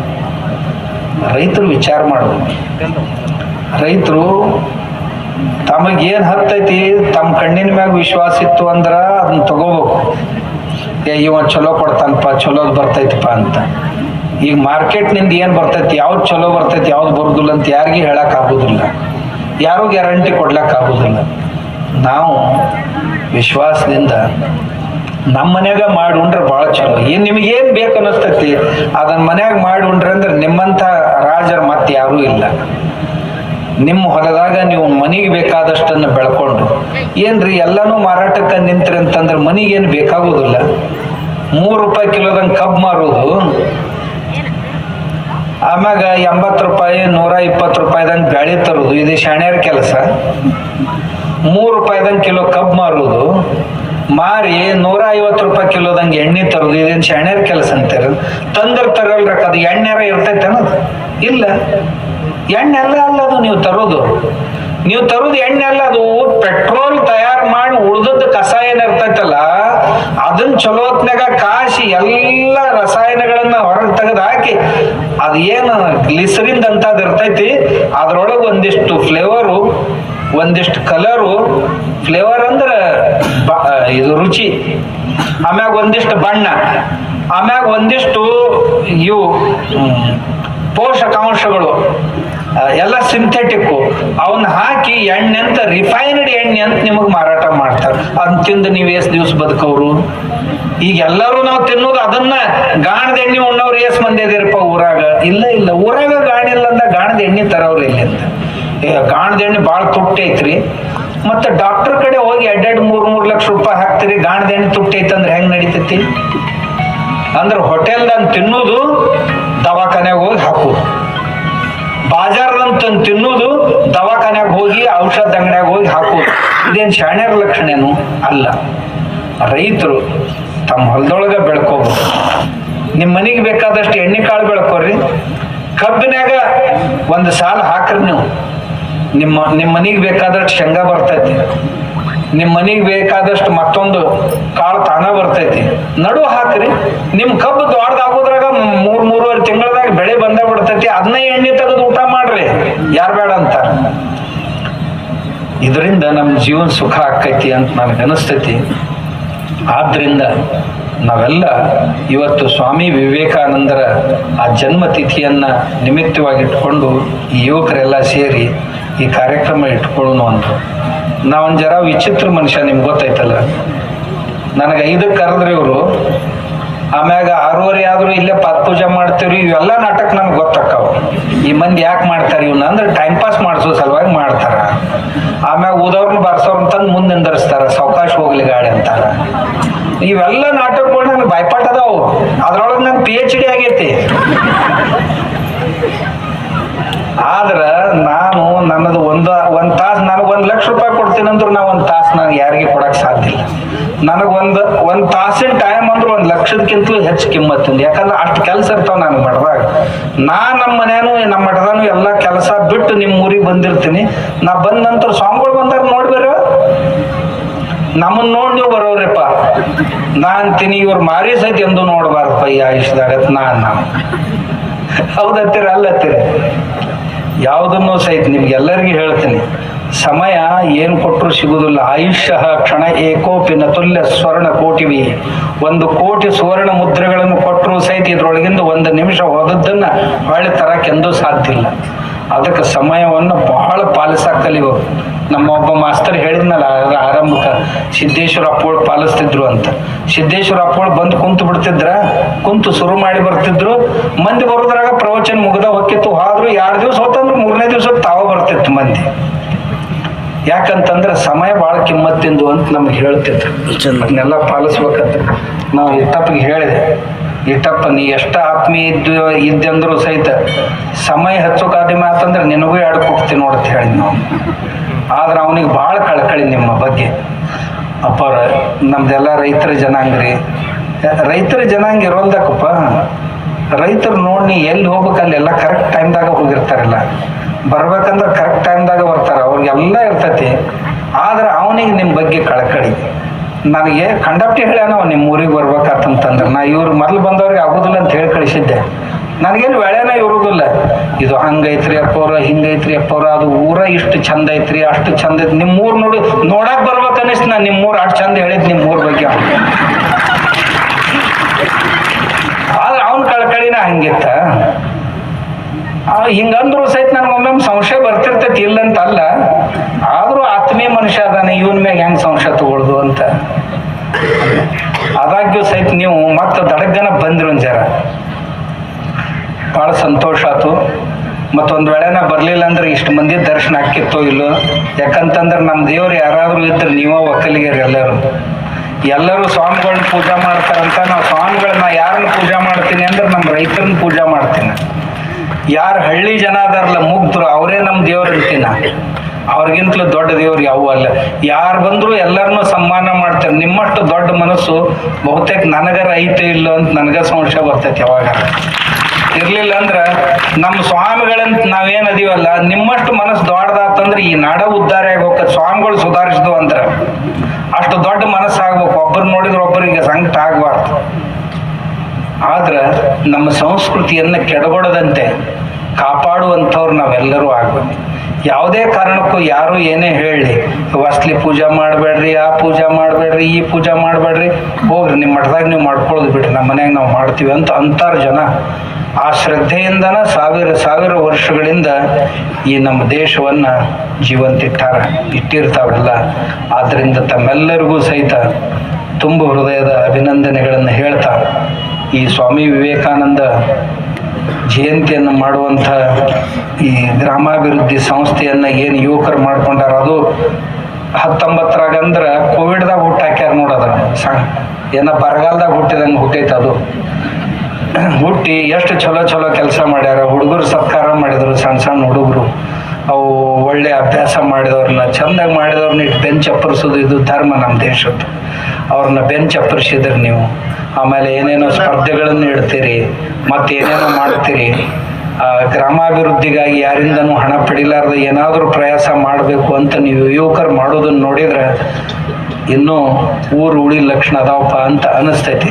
ಇರ್ಲಿಲ್ಲ ಅಂದ್ರೆ ಏನು ಹೇಳುದ್ರಿ, ಈಗ ನಮ್ಮ ಕಡೆ ಶುರುವಾಗ್ಯಾವ, ಇಲೆಕ್ಷನ್ ಶುರುವಾಗ್ಯಾವ. ಕರೀದೆ ಬಿಡ್ರಿ, ಬಂದು ಗಾಡಿ ಮುಂದೆ ನಿಂತ ಇರ್ತೈತಿ ಮಂದಿ. ಹೊತ್ತು ಮುಡಿತಂದ್ರೆ ಒಬ್ಬರಿಗೆ ನಿಂದ್ರಾಕ್ ಬರುದಿಲ್ಲ. ಈ ಕಡೆನೂ ಜೋಲಿ ಹೊಡಿತಿರ್ತಾವು, ಆ ಕಡೆನೂ ಜೋಲಿ ಹೊಡಿತಿರ್ತಾವು. ಮತ್ತೆ ಈಗ ಕಡಿ ದಿವಸ ಹೋಟಿನ ದಿವಸ ಬಾಗ್ಲಾನ ಮುಚ್ಚುದಿಲ್ಲ. ಈಗ ಬಂದಾರ ಇನ್ನೊಂದ್ ಜರ ನಿಂತು ಬಂದಾರ ರೊಕ್ಕ ಕೊಡಾಕ. ಮರ ನಿಮ್ದೆ ಎಲ್ಲ ನೀವ ಮತ್ತೆ ಇಷ್ಟೆಲ್ಲ ಹೇಳೋರು. ಮತ್ತ ನೀವು ಇರತ್ತಿರೋದ್ರಾಗ ಇಲ್ಲಂತಿಲ್ಲ.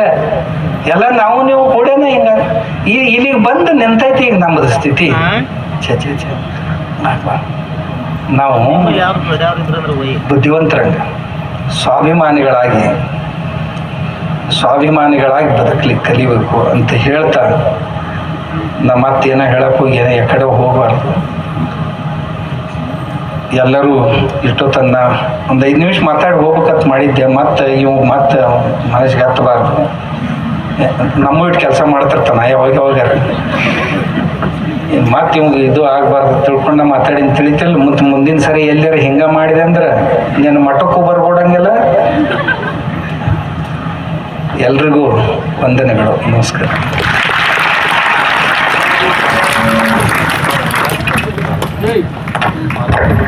ಸುವಿಸ್ತಾರವಾಗಿ ನಾಡಿನ ಸಂಸ್ಕೃತಿಯ ಆಚಾರ ವಿಚಾರಗಳನ್ನ ಇಲ್ಲಿಯವರೆಗೆ ನಮ್ಮೆಲ್ಲರಿಗೂ ಮಾರ್ಗದರ್ಶನದ ಆಶೀರ್ವಚನವನ್ನು ನೀಡಿರ್ತಕ್ಕಂಥ ಪರಮ ಪೂಜ್ಯರಿಗೆ ಧನ್ಯವಾದಗಳು. ಇದೀಗ